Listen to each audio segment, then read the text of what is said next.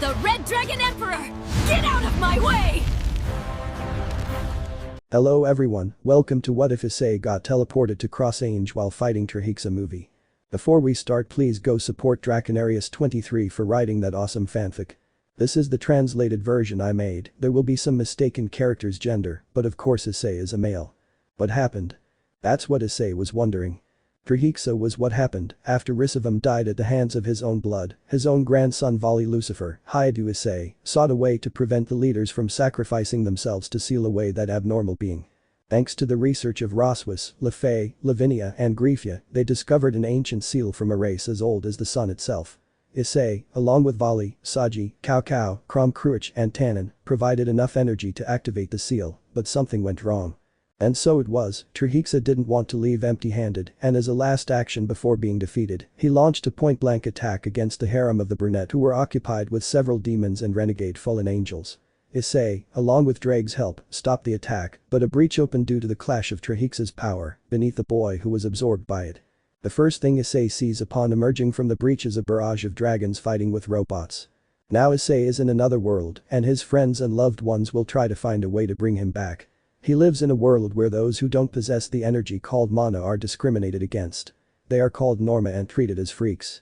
While searching for a way back to his world, Issei will help the girls who have given him a home and seek the truth behind this whole problem. Prologue. Battle against Trihexa.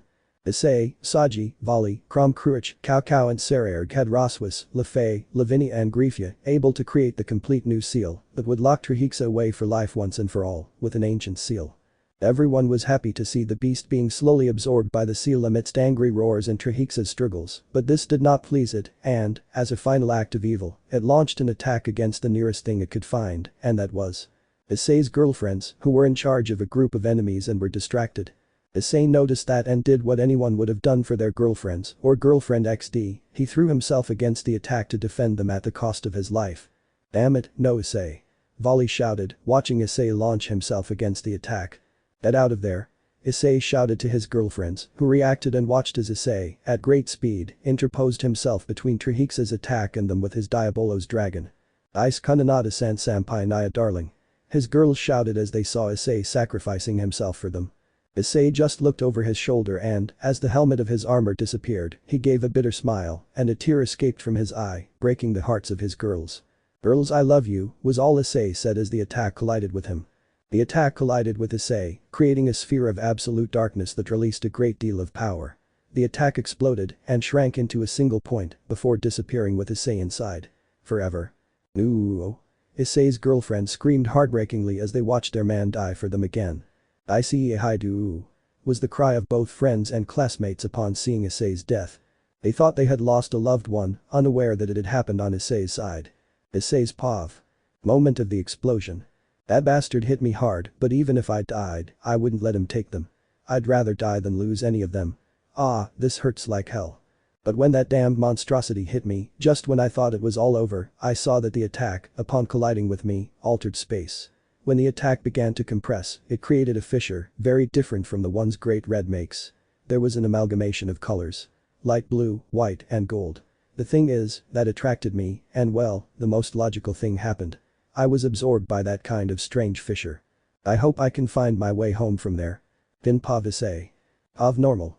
Issei came out of the rift as he entered, and how, well, an invisible force or rather, me and my balls XD, got him out of there. The chestnut-haired boy looked towards another crack in front of him, from where the dark blue sky could be seen, indicating that night was falling. Issei saw how he was quickly expelled and decided to do something clever. "Drake, the armor, I need the damn armor, or else I'll turn into mush when I hit the ground." Issei yelled at Drake. "Damn, this is fine, but it won't last long," Drake told him. "That's better than nothing, now hurry up," Issei said. Balance breaker. Welsh dragon boosted gear scale male. And Issei armed himself with the armor at the moment he was being expelled from the rift. While in this scene, a subject was looking at Issei. He was covered by a black hood and was somewhat tall. "Alright, my job's done. Let's see what happens with that Issei from another world when he tries that ancient spell and sends him to another dimension, haha. Well, time to get to work. I just hope Issei screws over Embryo. After all, no law in that world applies to him. I'd better be going," the man said, disappearing from the spot and heading somewhere else. "Hahaha, I hope you know who he is." As for Issei, well. Issei was flying with the help of his dragon and demon wings, taking in the scenery, which wasn't pretty at all, and why was that? Well.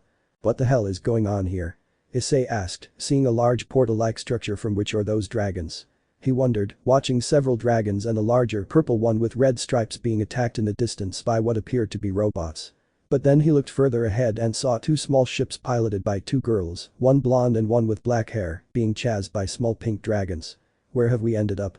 The brown-haired boy asked. I don't know, friend, but we must help those two, as they could die from those larvae, Drake said to Issei. Okay, let's go. He didn't finish because he saw three dragons devouring the dark-haired girl who was following the blonde, and in a panic, she approached the group attacking the black dragon. Damn it, I have to catch her quickly. Issei exclaimed, flying fast towards the robots. She didn't know why this was happening to her. Just a few weeks ago, she had been living happily with her family, without a care in the world, enjoying all their luxuries. Now everything had gone to hell.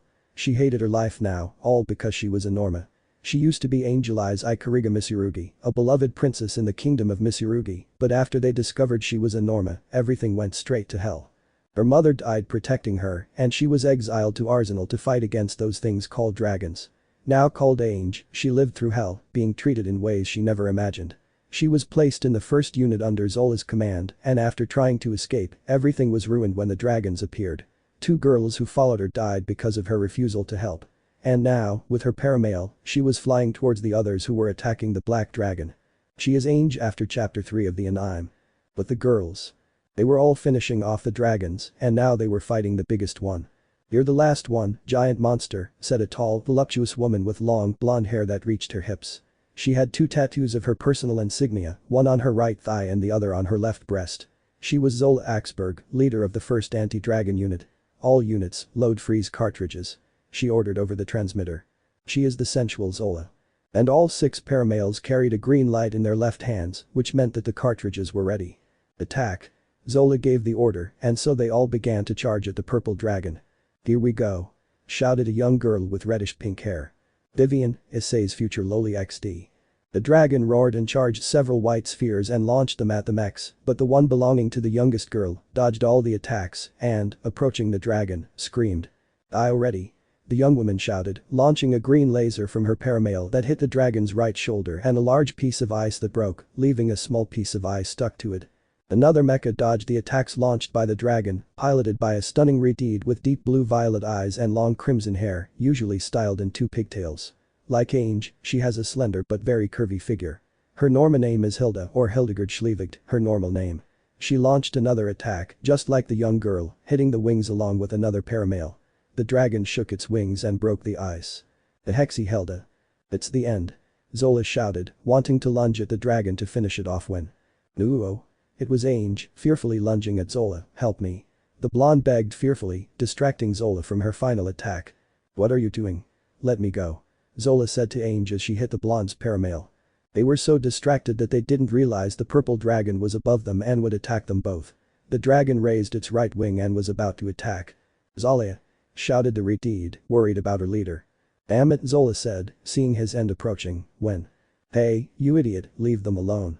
Issei shouted, rushing in and punching the dragon in the snout, making it back away. But what? Zola said, bewildered and relieved, watching the red armor strike the dragon.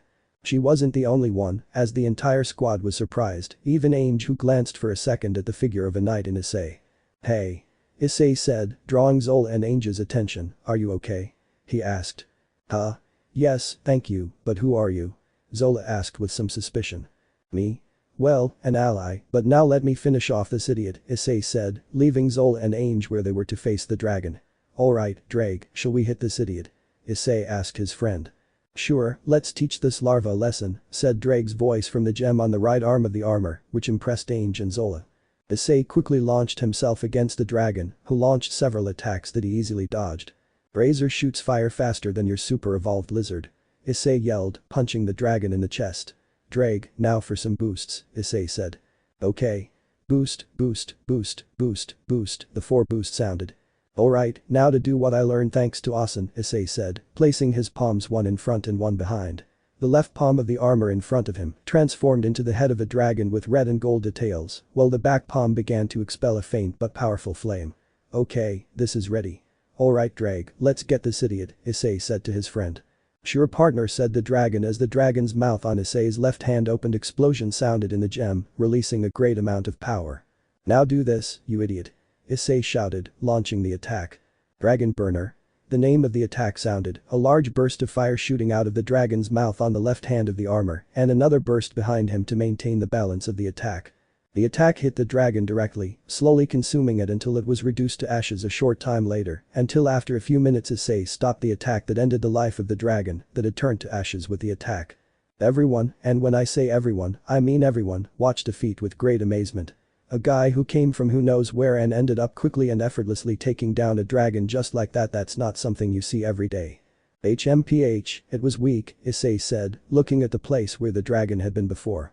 What did you expect, Apophis, Layden, Grendel or maybe Crom Cruach? This larva wouldn't have lasted long, even with that Bale kid using Regulus without his balance breaker, said Dreg. You're right, but let's leave that aside. I think we should see what happened to those girls, Issei said, watching a group of ships, 8 ships to be exact, approaching the brunette. Are you two alright? Issei asked, still in his armor, to Zola and Ange, who nodded. That's good, Issei said. First of all, who are you and how did you do that? Asked one of the girls. She was of average height with a slender build. Her most notable feature was her long violet hair, tied in pigtails with bangs that framed her face and golden eyes. She wore a seafoam blue pilot uniform. Her name was Celia Tereshkova and she was looking seriously at Issei. Celia, the Sona of Cross Ange XD. Leave him alone, Celia. He saved me and Ange from being killed by that dragon. I don't think he's bad, Zola said, looking with interest at Issei, still in armor. And you have a lot to explain when we return to Arsenal, she said, looking seriously at Ange, who lowered her head as she remembered the death of the 2 girls who followed her. Alright Zola, she can wait. Right now we need to find out who he is, but it would be best to return to Arsenal for that, said a beautiful young woman with green eyes, long pink hair that reached past her waist, and a kind and gentle face. She was quite tall, with a slender, voluptuous figure and a well-endowed chest. She was Ursha, the one who had seen Issei. You can follow us, so we can talk more calmly, Ursha said kindly to Issei. The one Isama Ursha. Alright, that way you can explain to me what the hell is going on in this place, Issei said, making his helmet disappear, surprising the girls, since he was young like several of them. Wow, that's kind of cute, I like it, Zola thought, smiling predatorily as he looked at Issei. But that armor, he looks like a knight, Ange thought, blushing slightly as she remembered him saving her and Zola from the dragon. Okay, follow us, Zola said, indirectly asking for the name of his savior. Oh, excuse me, my name is Issei, hi to Issei, but you can call me Ice, nice to meet you, Issei introduced himself to Zola who smiled at him. I'm Zola Axberg, nice to meet you Ice-kun, and these girls with me are part of Arsenal's first squad, Zola introduced herself to Issei. Well, I'll introduce them to you later, let's go to Arsenal, Zola said. This is Zola, we were able to finish off the dragons, we're returning to Arsenal with a guest, Jill, Zola said through her paramail transmitter. Okay, come back and I hope to find out who this guest you're talking about is, said a woman's voice from the other side.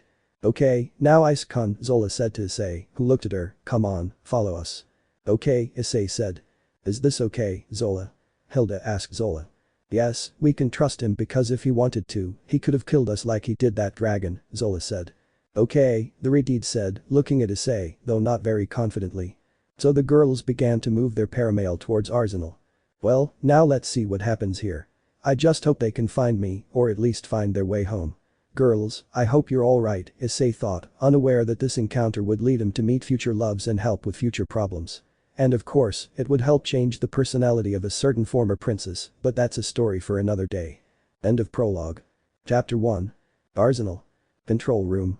After what happened a few moments before, Issei had been escorted by Zola and his team. Upon arrival, they took Ange to another place. Perhaps they would scold her for the offense she committed by not following orders. Issei was taken by Zola, who kept looking at him like an Akeno when she wants something, to the site's control room. Upon arriving at the place, Issei looked at several girls, among whom stood out 3 older women, one with black hair, one with red hair and one with green hair, needless to say, all 3 are attractive. So you're the special guest, huh? The dark-haired girl asked, looking at Issei. You must be in charge, right? Issei asked, looking at the dark-haired girl who smiled. Someone firm, I like you, let me introduce myself kid, I'm Jill, and I'm the commander-in-chief of Arsenal. Jill introduced herself, extending her metal hand to Issei who looked at her and then returned the greeting. Issei, hi to Issei, nice to meet you, Issei introduced himself, impressing the girls there, even the woman with green hair. These are our surgeon Maggie, she pointed to the dark reed. Nice to meet you, Issei-kun, Maggie said, smiling calmly.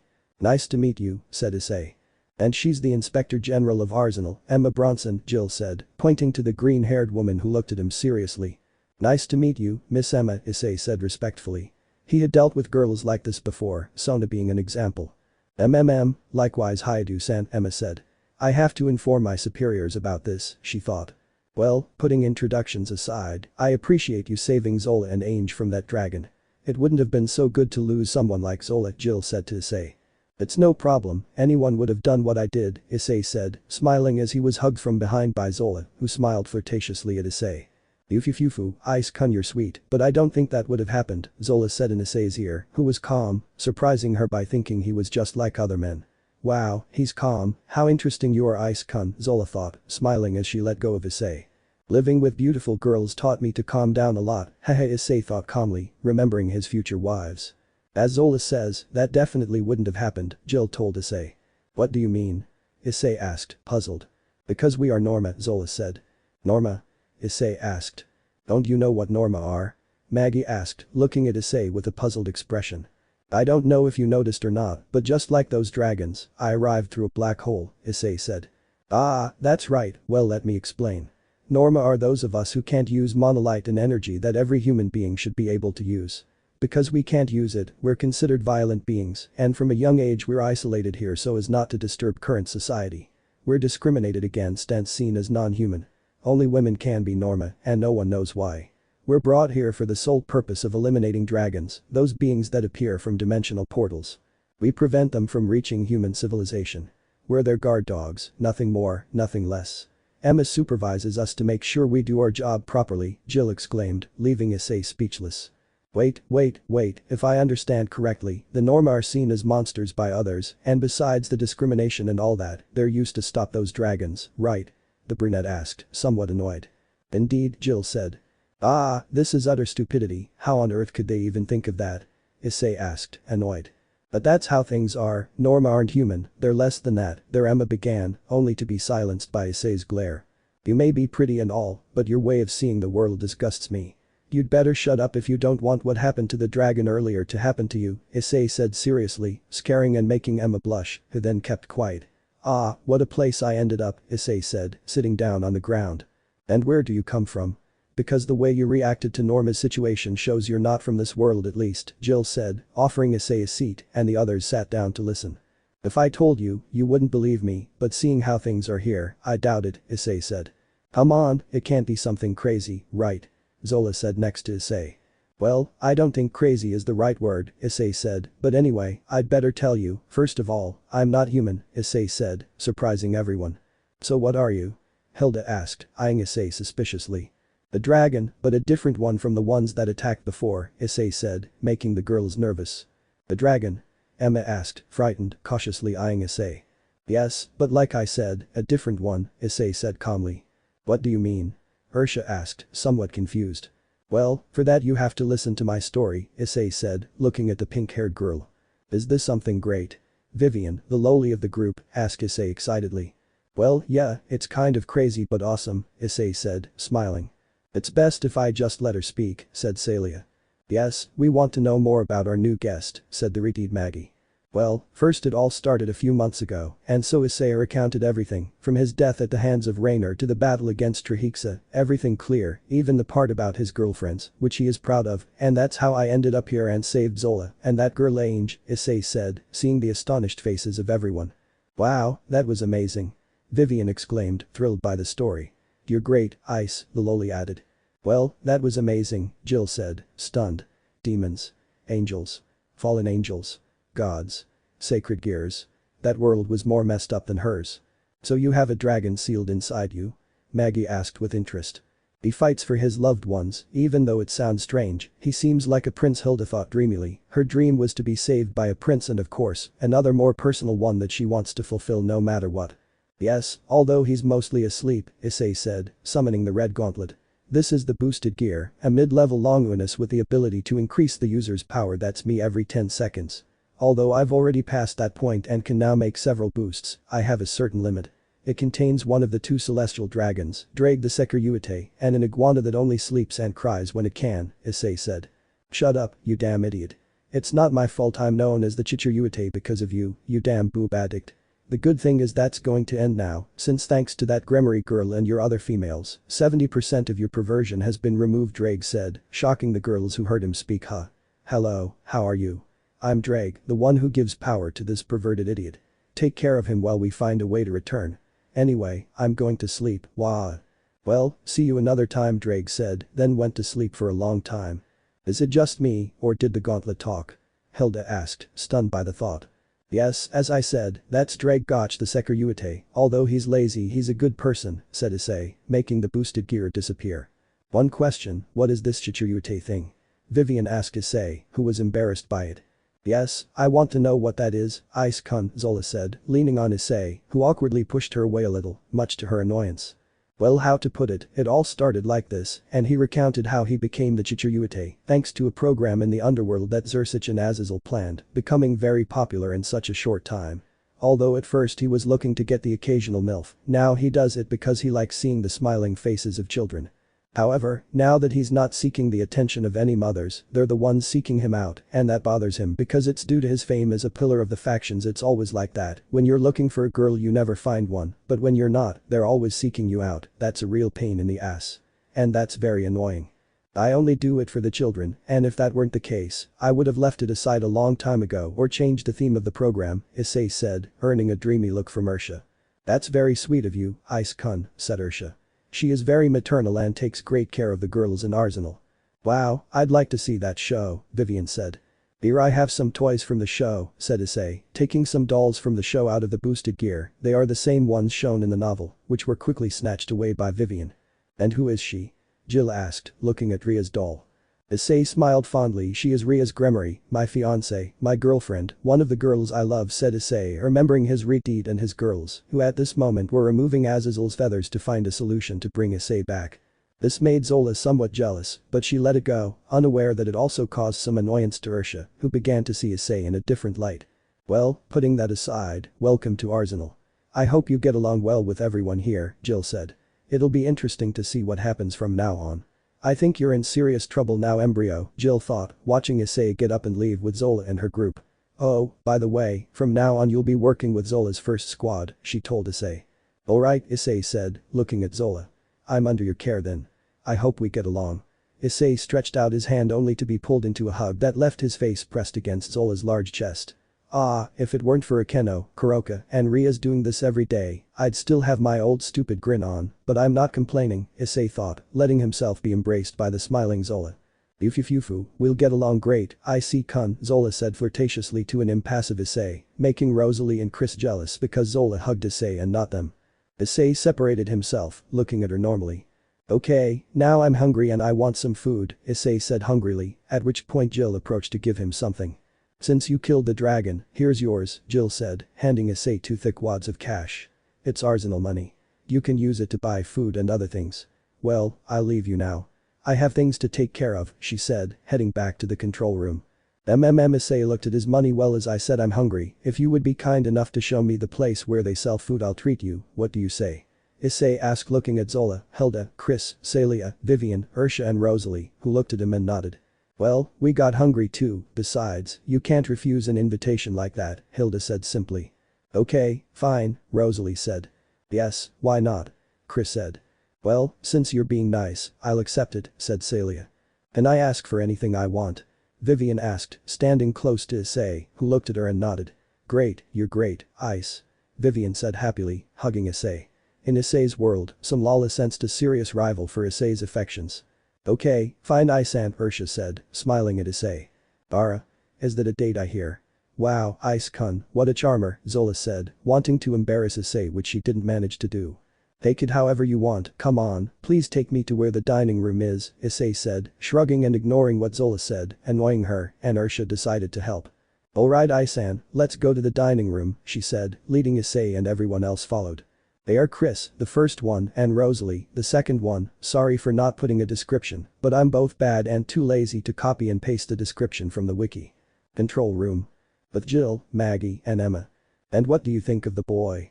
Jill asked, smoking a cigarette while looking at Maggie and Emma. He seems interesting, and he's clearly an expert in battle. His story is a bit strange, but it shows that he fought for his own, especially when he sacrificed himself for his girls. You know, I still can't believe that guy has a harem, Maggie said. He's a pervert and rude, although I know he can help, it doesn't mean he should disrespect others, Emma said, somewhat irritated. Well, you're partly to blame for provoking it. It's normal, since where he comes from, although there are different races, humans are just humans, and it's not the same as here, Jill said, taking a drag on her cigarette and then exhaling the smoke. Let's see what happens now with him here, Jill said. But I still won't accept that it's disrespectful, Emma complained, looking for a way to leave. I'd better go, I have to give a report on what happened today, Emma said, and as she was about to leave the room, Jill's voice stopped her. If I were you, I'd better not tell your superiors anything about ice if you don't want any trouble, Jill said calmly, glancing sideways at Emma. Is it a threat? The green-haired girl asked. More of a warning, you saw what he did outside, he told his story, and you saw how upset he was when you talked more about us normies, you better think carefully if you don't want to have problems with him, Jill said, watching Emma freeze before leaving without saying a word. Do you think she'll say anything about Ice-kun? Maggie asked, looking at Jill. She's smart and she'll know what's best for her, Jill said, finishing her cigarette and throwing the rest into an empty basket. Okay, we need to talk to Ange about today, Jill said, leaving, followed by Maggie. But Issei and the girls. Issei was able to start conversations with the girls, the most cooperative being Zola, obviously, Vivian, Ursha and surprisingly Hilda, while Chris and Rosalie were a little reluctant to talk and Celia hardly spoke at all. Issei bought plenty of food for everyone and he still had a wad of bills left over, which he would save for later. So, Ice-kun, Zola spoke to Issei, you're some kind of hero in your world, she said, and that caught everyone's interest. Not exactly, Issei said, finishing a sip of lemon soda. I'm supposedly the pillar of the factions, but I don't see myself that way. I know even the kids consider me a hero, but I help where I can. Issei looked at Zola and took some mashed potatoes with his spoon and ate. That's very humble coming from someone with the power to kill a god, Hilda said, eating what she had ordered. Well, one learns over time that one is not invincible. I mean, I died twice, the first time for trusting the wrong person and the second time saving someone important, only to be reborn with a super powerful body that I still haven't mastered, Issei said after eating. Ask me, Vivian said, finishing an ice cream she bought thanks to Issei. Why do you have several girlfriends? The loli asked, and that made Issei choke on the little chicken and rice he had eaten. So, are you some kind of pervert? Hilda asked, looking suspiciously at Issei, who quickly answered after drinking his lemonade. I'll be honest, at first I did think about having a harem with beautiful girls to do all sorts of things with, like any other guy my age studying at the academy, Issei recounted, recalling how he was months ago. The girls looked somewhat annoyed but said nothing and let him continue his story. But after meeting Rias and the others, and the more time we spent together, I realized that while I wanted a harem, I also wanted to be with the girls I love and who love me. Now I don't think about it as doing perverted things or anything like that. Now I think it's my duty as their boyfriend to be there for them, whatever they need. Of course, there are the occasional intimate moments between them and me, as well as some jealousy among them, but we know how to handle it, Issei said, adding some mashed potatoes. The girls were surprised. They never thought they'd meet a boy who admitted his mistakes and, even though he had a harem, showed the love he felt for his partners with his words. That was very new and interesting for them. Now Zola looked at Issei with more interest, Hilda saw Issei in a different light, Chris and Rosalie now felt calm. They would start to get along. Celia looked calmly at Issei. Although his story impacted her, she saw that he tried very hard for his people, and Vivian looked at Issei as a kind of superhero. Well, we hope to get along well from now on, Ice-kun, Zola said, smiling flirtatiously at Issei, who nodded. Likewise, I hope I can get along with all of you, Issei said, and they all smiled in agreement. After eating, Issei was taken, under the curious gaze of all the girls from Arsenal, to what would be his room in the facilities, guided by Zola who was hugging his arm, and a jealous Chris and Rosalie. Well, it's not that it bothers me, I actually like it, but wouldn't it be better if we walked, I don't know, a little less close together? Issei asked. Fufu, didn't you say it doesn't bother you? Zola said. I think Zola is right, it does seem a bit awkward, Rosalie said. Is that jealousy I hear? Zola asked after separating from Issei and hugging both girls. Zola, not in front of Ice and Chris said, blushing but happy. After a few minutes they arrived at an empty room, the same size as Issei's room before he met Rias. Alright, here are the keys to your room, Ice-kun. Take care of your things and get some rest, because tomorrow will be a long day, Zola said. See you later, she said, kissing Issei's cheek and waving goodbye while seductively swaying her hexy hips. Ah, it's always like this, see you Issei-san, until tomorrow Chris said goodbye, following Zola. See you tomorrow, Ice, Rosalie said goodbye, leaving with Zola and Chris. See you tomorrow, girls, sleep well, he said goodbye to them before going into his room and lying down on the bed. Ah, who would have thought I'd fall into such a crazy world, Issei said. It's good that you're surrounded by beauties, haha, who would have thought, you're always lucky with the girls, it was good that those girls took away your purity, because otherwise who knows how you would have reacted with that Zola girl, said Drag. Well, you're right, although that night was spectacular. Well, I'd better go to sleep because tomorrow is another day, Issei said as he lay down to sleep. Issei is now in the middle of what will be a new adventure for him. He has met peculiar and beautiful girls and will soon learn the truth behind both the light of mana and the dragon, but that's for another chapter. End of chapter 1. Chapter 2. The next day. Issei's room. -5 a.m. As was Issei's custom for a while now, he woke up early to do a training routine that Sekiryuutei recommended, and taking advantage of the fact that most people would wake up in an hour, he decided to leave Arsenal and run around the island. Having already left, he began to run, unaware that he was being watched by an early rising Jill, who was enjoying her morning coffee. She watched Issei's training with interest, only to blush slightly when she saw him take off his already sweaty shirt after running 4 laps around the island. Her slender but muscular body was revealed, marked with scars from the various battles he'd had in the supernatural realm over the past few months. She didn't take her eyes off Issei until Maggie and the others came in to begin their work, though Maggie, as usual, just wanted to talk to Jill. Time skip. A few hours later. Issei left the showers before the girls started to enter, although he felt watched when he trained, he dismissed that and decided to go see Jill to see what he could do. Issei walked calmly, encountering his now future number 1 Hexwell stalker. Yes, Zola was standing in front of Issei, dressed as she normally does. Oh, good morning Mr. Hero, Zola greeted, trying to make Issei blush, which wouldn't work, since he could stand a Keno and she knew how to make him blush. Likewise Zola, how are you today? Issei asked calmly, and she smiled. She liked that it wasn't easy, although it frustrated her that she couldn't make him blush even a little. Good, and better now that I found you, she said, grabbing Issei's right arm and placing it between her breasts. By the way, where are you going so early? She asked.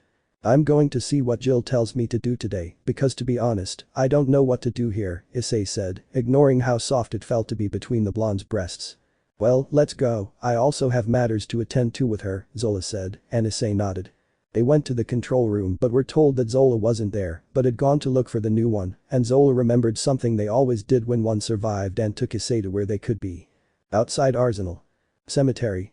At the cemetery were Jill, Ange, and an older woman, around 40 years old, accompanied by a dog wearing aviator goggles. The woman was Jasmine, who ran a shop that supplied many things in Arsenal, and the dog was Vulcan.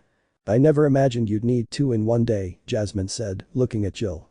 I'm sorry for rushing you, Jasmine, Jill said to the woman, who shook her head.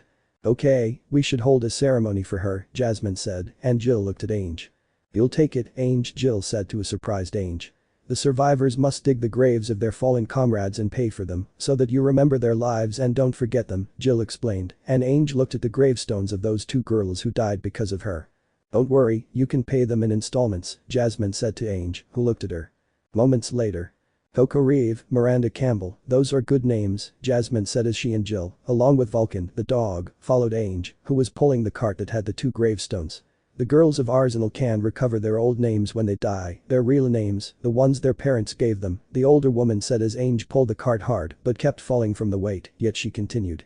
At that moment Zola and Issei arrived at the place, where Issei was surprised by the pile of gravestones in the place. Wow, his life is really tough, Issei said, and Zola looked at him and nodded. Yes, only when we die can we be given back our true names, Zola said, and Issei looked at this somewhat angrily. Wow, that's stupid and inhumane, but what can I expect from a society that discriminates against everyone just for not having that stupid monolith? Issei said, and Zola smiled at that and hugged his arm tighter. Hey, you're kind of clinging to me, aren't you? Issei said, but she ignored him. You know, you're very nice, Zola said, watching where Jill, Jasmine, and Ange were walking. Of the few men I've met, you're the nicest of them all, Ice-kun, Zola said, smiling gently. Issei just watched her as they walked over to where the 3 of them were. Jill, Jasmine, Vulcan, and Ange stood before the 2 gravestones, saying a few words. As Issei and Zola approached, they heard Ange ask a question. What will happen now? What do I have to do? She asked, looking at the 2 women. Fight and kill the dragons, that's all, Jill said. At that moment, Issei and Zola made themselves known, causing Ange to blush as she saw Issei up close. "Yes, that's all we do here, so don't worry about other things," Zola said, while Issei just stared at Ange. "But what are those dragons? Why do I have to fight them?" Ange asked after remembering how she almost died. "Weren't you listening in class?" Jill asked, and Issei looked puzzled. "Hey," Issei whispered to Zola, looking at her. "Do they give classes here?" he asked, and she nodded. "Yes, they teach them to the youngest ones, they teach them about dragons and about their work exterminating them," Zola explained, and Issei nodded. "We Norma can only live as weapons to kill dragons," Jill said, and Issei looked at her. "And I still say it's stupid," Issei said, and Jill and Jasmine looked at him. "But that's because things are different in your world," Jill said.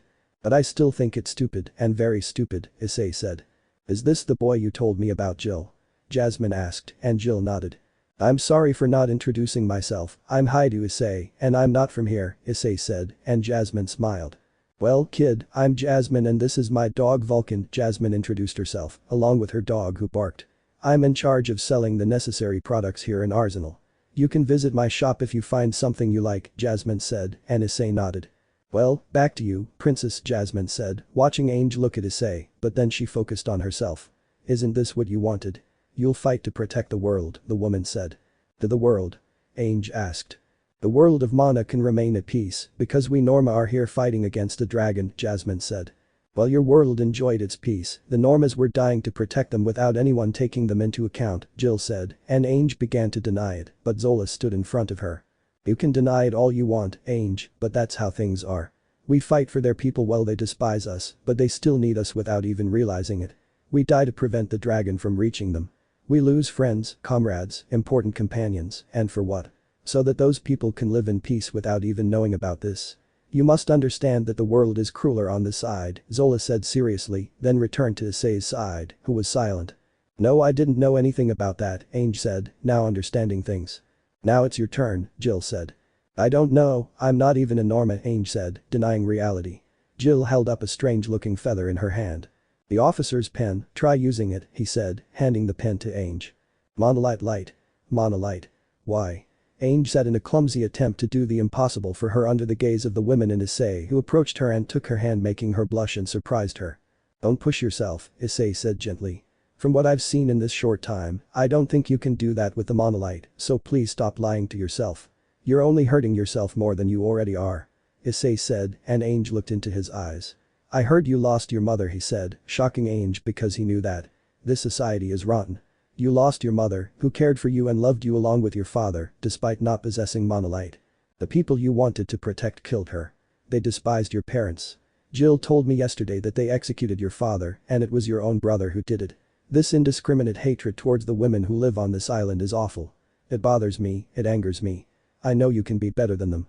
I see in your eyes the eyes of someone intelligent, someone strong, and someone who can grow more and better than the people who live possessing that stupid monolite that I think makes them useless," Issei said, and Ange looked at him, surprised and sad.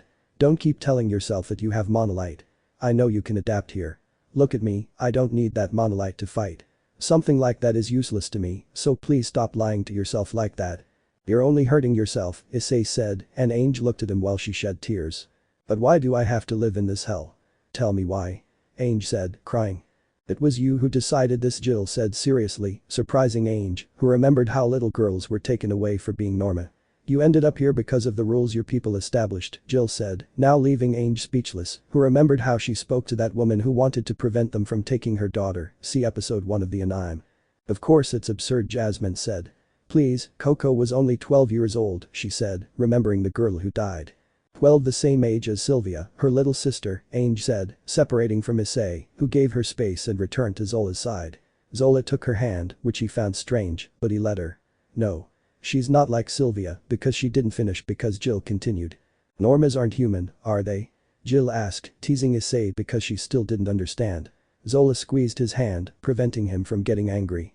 Jill approached and angrily grabbed Ange by the collar of his shirt. "Then what are you?" she demanded. "You're not a princess, you have no mana, you abandoned your duty, you're a deserter, you killed a little girl, what are you?" Jill asked angrily. Ange began, being released by Jill. Ange said. "Command room." Emma Bronson was watching what was happening through a camera, but her gaze was focused on Issei, and she was annoyed at calling the things they believed stupid, but she decided not to say anything, since she feared that he would attack her, but she stopped that when she heard an alarm and decided to tell Jill. But Issei and the girls. Issei sensed a disturbance in the distance, and Zola looked at him. "Are you alright, Ice-kun?" she asked, surprised that Issei was looking in one direction. Issei couldn't answer because Celia arrived to tell Jill that a dragon had appeared, and Jill nodded. "Get up, Ange, we're going out," Jill said, but the blonde didn't get up. "Snap out of it.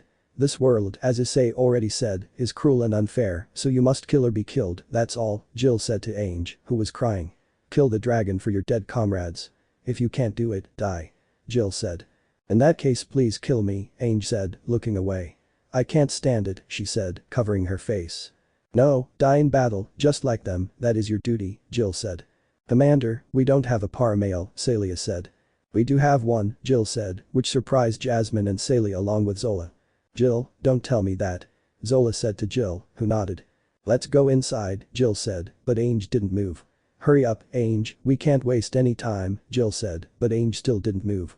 When she was about to approach, Issei stopped her. "Ice?" she asked, looking at the brunette. "You guys go, I'll take care of this," Issei said. They looked at him and decided to accept. "Just don't take too long," Jill said as she left with Jasmine, Celia, and Zola, who looked at Issei. "Go with them, I need to talk to Ange," Issei said, and Zola nodded. They left and Issei looked at Ange still on the ground. "It's difficult, isn't it?" Issei asked Ange, who looked at him. "I don't know what it's like to lose your parents, but I know what it's like to feel your life change quickly overnight," Issei said, extending his hand to help her up, which she accepted. "So your life changed overnight?" Ange asked. "Yes, you know I'm not normal, and you weren't even here when I told you my story, but I can tell you something," Issei said. "You're here now. I know it's hard for you to accept being here. Look at me. When my life changed, I was killed, then revived, and I started a crazy life, fighting against beings of immense power, even more powerful than my own. But I had friends, companions, and comrades who supported me along the way. I met several good girls whom I love. I know it's crazy, but I'll tell you my story later. The point is, don't let it get you down. Your parents wouldn't have liked to see you like this. Become strong so you're never trampled on or despised like those people who were your supposed allies did. Now you live here and you can make new companions, so don't shut yourself off from the others who are trying to be kind to you.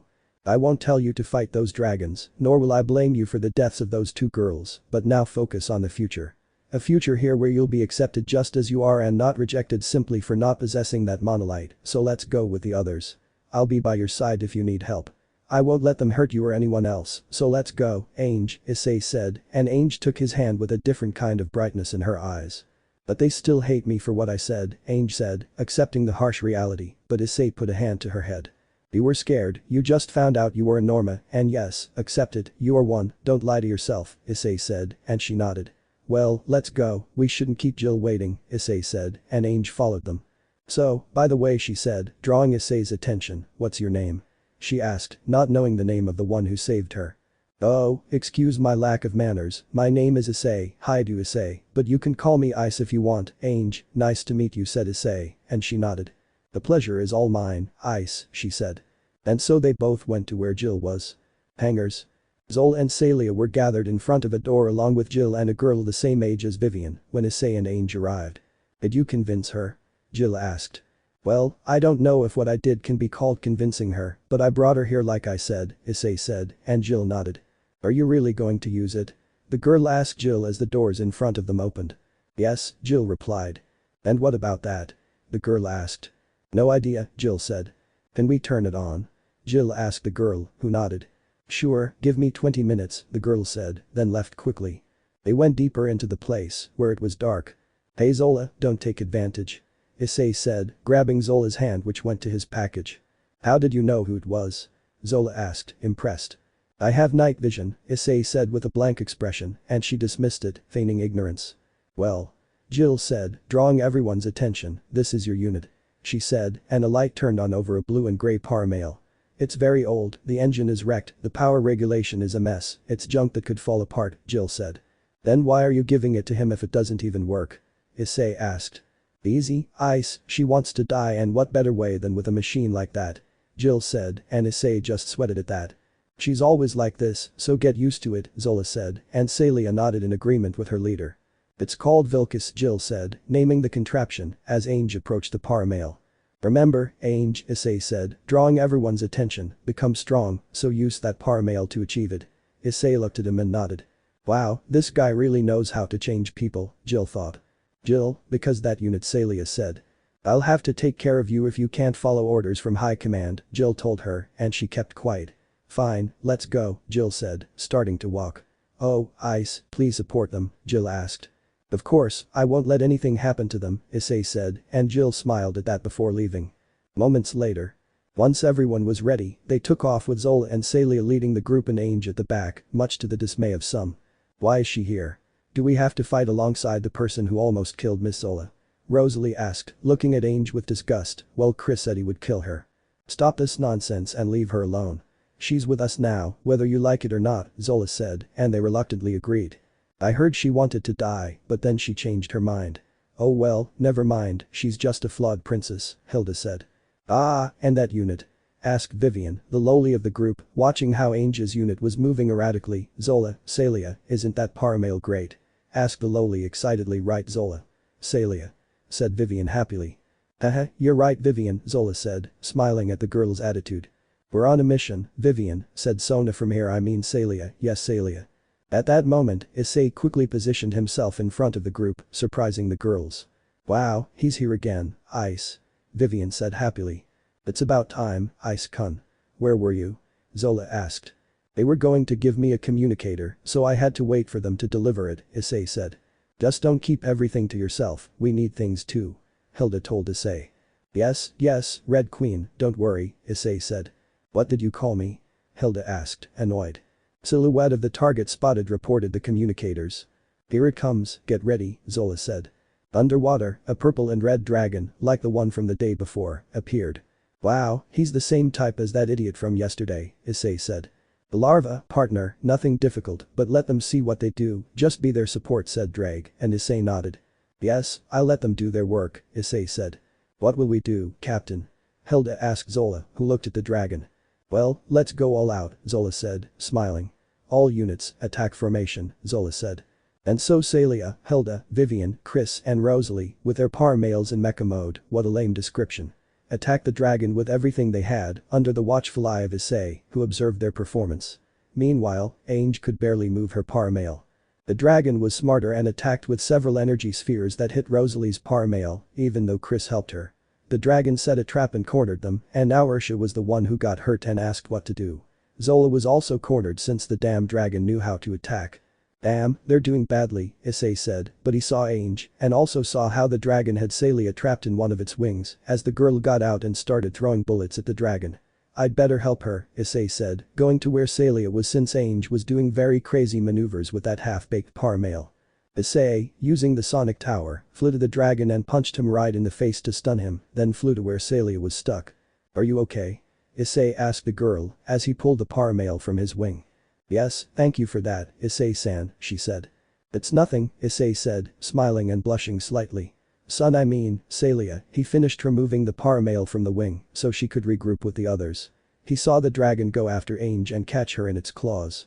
Damn it, that son of a bitch, Issei said, but he stopped when he saw something that surprised him and the others. But Ange. The blonde was scared. Now that she didn't want to die, having finally understood what Issei had told her, she was about to die because of the dragon and his evil paramail. She also remembered how Coco and Miranda died and her own near-death experience with Zola. She was terrified. She didn't want to die. She still had to fight to survive, even if it meant killing these things. She had to do it for her parents and Issei. It seemed the brunette had a significant impact on her. She was scared, but when she saw her left hand where the bandage was damaged, she found her mother's last gift, her emerald green ring, and remembered her last words. Live angel eyes, and those words from the one who saved her from dying before.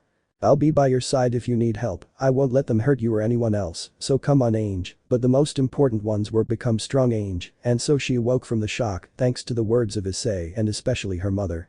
The dragon roared in front of her. Ange, Issei shouted, but. Aye.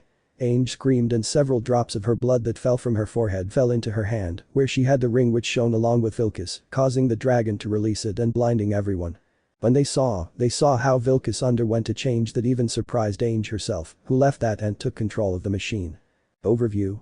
Wow, I knew she could, said Issei without his helmet, observing Vilkas's transformation. And now that Paramale doesn't look old at all, Issei added.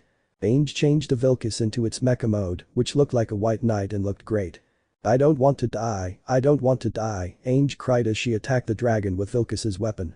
Vilkas, shielding itself with a magic shield, flew in the opposite direction to gain momentum and charge back at the enemy. I don't want to die. She screamed, dodging all attacks. Then she reverted to Vilkas's mecha mode and drew a sword, dodging the dragon's attacks. You, she said, glaring fiercely at her opponent. With her sword, she pierced the dragon's head and returned a series of attacks that had been chasing her, bringing the creature down. It fell defeated into the water. Die. She yelled, then with Vilkas's left hand, she unleashed a powerful freezing blast that surprised everyone and brought a smile to Issei's face. The creature fell into the water and became an iceberg. The girls, as well as Jill and Emma, were amazed, but Issei approached Ange. Hey, Ange, are you okay? Issei asked. She was breathing heavily while she still couldn't see him. Zola approached next to Issei. It's like I told you, he gets excited when he kills these things, Zola said, and that brought Ange back to reality. No, that's not true. I'm not like that. He said, and Zola smiled but said nothing. You're not like this, but circumstances now require you to change. You won't like it, but it's necessary, Ange. But I already told you, didn't I? I'll be there for you, Issei said, and Ange looked at him with teary eyes before bursting into tears. Ah, I really like this girl, but she is such a crybaby, Zola said, and Issei approached her and hit her forehead since she had come out of her paramale. Ouch, and why is that? She asked. Ah, let her be. You're older than her and yet you act like a child. You should leave her alone. Not everyone is like you girls, Issei said, and Zola just nodded. Time skip. Arsenal. Cemetery. -5:30 p.m. After returning, Ange clung to Issei, much to the jealousy of Zola and Ursha, who had wanted to talk to him. Issei comforted her until she fell asleep, then she asked him to accompany her because she wanted to do something and didn't want to be alone. Goodbye, father, mother, Sylvia, Ange said, watching the sunset. Issei stood a little apart, silently observing her. It was something that only concerned her. She took her long hair and cut it short with a knife. I don't have much left. I have no past, no name, but she thought, then looked at Issei, who smiled at her. Now I have a new life here, thanks to him, who saved me and gave me the strength to go on. I won't die like you. To survive, I'll crawl on the ground, drink dirty water, and vomit blood. I will live, she thought, gazing at the horizon, then walked over to Issei. I will kill and live, I will become strong with him, she thought, looking at Issei and smiling. Come on, Ice, she said, and the brown-haired boy nodded. You know, you look better like this than with long hair, although you're still beautiful with it, Issei said, and she smiled, blushing. Thank you, she said, and Issei looked at her. She stopped, and he did too. Thank you for helping me, for saving me, for helping me change. Thank you, Ice, she said, looking at the brunette who smiled. You don't have to. I like you, you and the others. I can't stop thinking about how bad this world is with all this discrimination against those who aren't the same. So, seeing you and your denial of reality, I decided to help you since you were only hurting yourself, Issei said, then looked at the sunset. I told you before, and I'll tell you again. I'll be there for you whenever you need me. I'll support you in whatever you need. I'll be your friend and confidant, and I won't let you or anyone in Arsenal suffer anymore from now on, Issei said, turning back to Ange and smiling. It's a promise, Ange, Issei said, smiling, and she hugged him tightly, which he returned. Thank you, seriously thank you so much for everything, Ice, Ange said. Then someone hugged Issei from behind. Don't think you'll keep him all to yourself, Zola said, looking at Ange, which Ange took badly, and they both glared at each other with lightning in their eyes. I saw him first, Zola said, hugging Issei tighter. They both started fighting each other, and Issei remembered something similar in his world. Greg, how do you think they are? Issei asked his friend. Looking for a way to bring you back, although for the moment I don't think it's possible, since not even Great Red can do this, because this dimensional shift felt very different, but I think they're fine and looking for a way for you to return, especially the girls since you made them yours, they'll become somewhat crazy or depressed without you around, but in the meantime enjoy yourself here, although I think this is a bit strange, since the presence of those dragons is unusual. I don't know what they are, but I think we'll find out soon, Drake said, and Issei, despite being between two girls who were fighting, calmly looked at the sunset and thought that what Drake had told him was strange. I hope you're alright, girls, you have no idea how much I miss you, Issei thought, then stopped the fight between the two, and the three of them went inside to rest. The day ends with a change in Ange.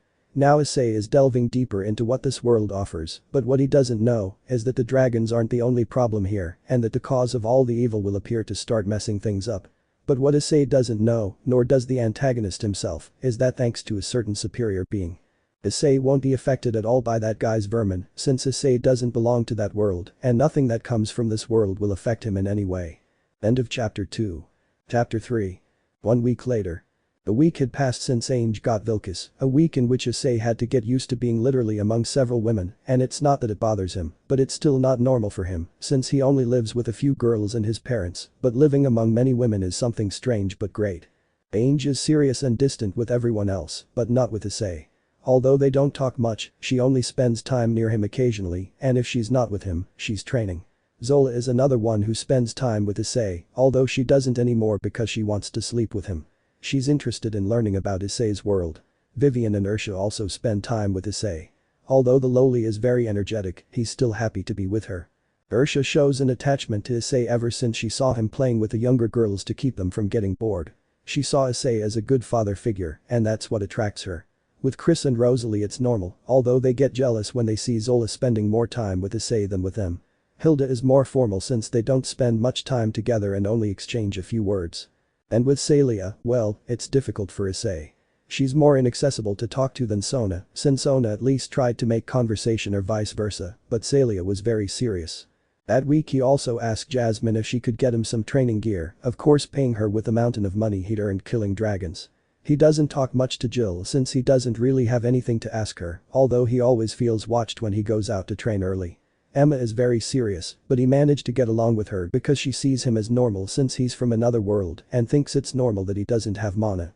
She didn't announce her arrival either, thinking rationally that it would be bad to have Issei as an enemy, so she decided it was better to get along with him, which worked little by little, since Issei spoke to her only a few times about things from his world and such. The officer was interested in that and liked Issei, although she wouldn't tell him. And Maggie, well, she's kind of strange, to be honest. Whenever he asks her for things for when he self-harms during his training, he feels like she undresses him with her eyes when he's not looking. He's even asked her to give him a full body exam, and if there's one thing he's learned from living with perverts like Akeno and Kuroka, this could go wrong. Anyway, Issei has been the center of attention in Arsenal ever since he arrived, but now the girls treat him like any other resident, even though he's a boy. Issei has noticed that Ange doesn't want to befriend anyone there, and that worries him because she's isolating herself from the others, which bothers them. Zola doesn't seem to mind, but Chris and Rosalie do, and that's a problem. Now Issei was asleep in his room, but he was showing signs of waking up. "Ah, yum, I slept so well," Issei said, stretching a little and not noticing a lump under the sheets to his left. He'd already bought a bigger bed for himself. Issei placed his hands on the bed, or so he thought, when he felt something soft to his left and squeezed it. Huh. Wait, this feels familiar, Issei said, squeezing the soft lump even more until. "Ah, be gentler," moaned a voice that was already common for him in the mornings. Issei, still clutching his chest, looked to his left with a blank expression. "This is the third time you've entered my room without permission, Zola," Issei said, pulling back the sheet from his companion, revealing Zola in a sheer purple nightgown and matching lace underwear. She looked incredibly hexy, but Issei was used to it and it didn't bother him much. "I already told you not to do that, but it seems you don't care," Issei said, his hand still on the blonde's chest. She opened her eyes and looked at him, smiling softly. "Good morning, Ice-kun, how did you sleep?" "I'm very well if you're wondering," she said, gently caressing Issei's right cheek as if he were her lover. "Ah, I woke up feeling good," Issei said, getting up and revealing that he was only wearing pants, leaving his privates exposed, since that's how he slept. "Besides, I'm used to waking up like this," Issei added, putting on one of his t-shirts. Zola sat up in bed and stretched, watching Issei as he did so. She looked at him and smiled. "Do you like what you see?" she asked, noticing Issei still staring at her. "I'd be lying if I said no, so yes, I like it a lot," Issei said, putting on his shoes and taking something out of a small cabinet he'd bought. "Well, shall we go?" Issei asked. Zola nodded, stood up, and took his right arm. "Yes, but you'll come with me to my room, and then we'll see what to do," she said. "Yes, I always do, let's go," said Issei, and Zola smiled. They both left the room and headed to Zola's room, where they were greeted by a jealous Chris and Rosalie. Issei had to find a way to calm them down, and so his morning began. Time skip. -3 hours later. Zola and the others had returned from their job of eliminating dragons, and now Zola and Ange were the ones with the most money earned. But Chris and Rosalie were angry with Ange for her attitude. Issei saw this and was interested to see how it would play out. The girls didn't see Issei approaching, only one of them. "Ice," said Vivian happily, running to hug Issei, who returned the hug. Hi Vivian, why so energetic? Did something good happen? Issei asked, smiling at the cheerful version of Kaneko for him, of course. Yes, I got my pay and it was a lot this time, Vivian said happily. That's good, Issei said, stroking the girl's head. Vivian giggled sweetly as they felt the caresses. Just then, a smiling Ursha approached the pair. Hello Isan, how are you? Ursha asked as she put her hands behind her back and looked at Issei with a warm smile. Well Ursha-chan, thanks for asking, and you, it seems you did well, Issei replied, and the pink-haired girl smiled. I did well, yes, but some didn't do so well, Ursha said, making Issei look at Chris and Rosalie, who were annoyed by the little money they earned. Ah, what a problem Issei said, approaching the window to take out 10 bundles of bills. He thanked the person who served him and looked at the 2 women who were engrossed in their own business. Hey Issei called to them, and they looked at him. I heard you're having financial problems, Issei said. DCH, it's all that little princess's fault, she won't let us do our job, Rosalie said, annoyed. Yes, it's really hard to get money with her here, Chris said, equally annoyed. Issei saw them both and handed 5 bundles of cash to each of them. What is this? Rosalie asked. A gift, Issei said. They both looked at him strangely. What's the trick? Chris asked suspiciously. There's no trick to it, take it. Besides, you need it more than I do, Issei said. Both of them were annoyed, thinking he was pitying them. DCH, we don't want your pity. You, just like that little princess, leave us with nothing. Rosalie said angrily. Bored and somewhat annoyed to see them taking it out on Issei, Zola stepped in to stop it. That's enough, you two. Ice-kun only wants to help you because he sees you as friends. You need to stop being angry with him, Zola said, scolding them both. Rosalie and Chris fell silent. We're sorry Isan, we're sorry for getting angry with you, they both said. Issei patted their heads and smiled at them. No problem, after all, you're right that I took your money. Take this as compensation, Issei said, handing them both 5 bundles of bills. They looked at Issei and then at the money, feeling bad for having thought he would take advantage of them because he had it. Thank you Isan, thank you so much, they both said gratefully.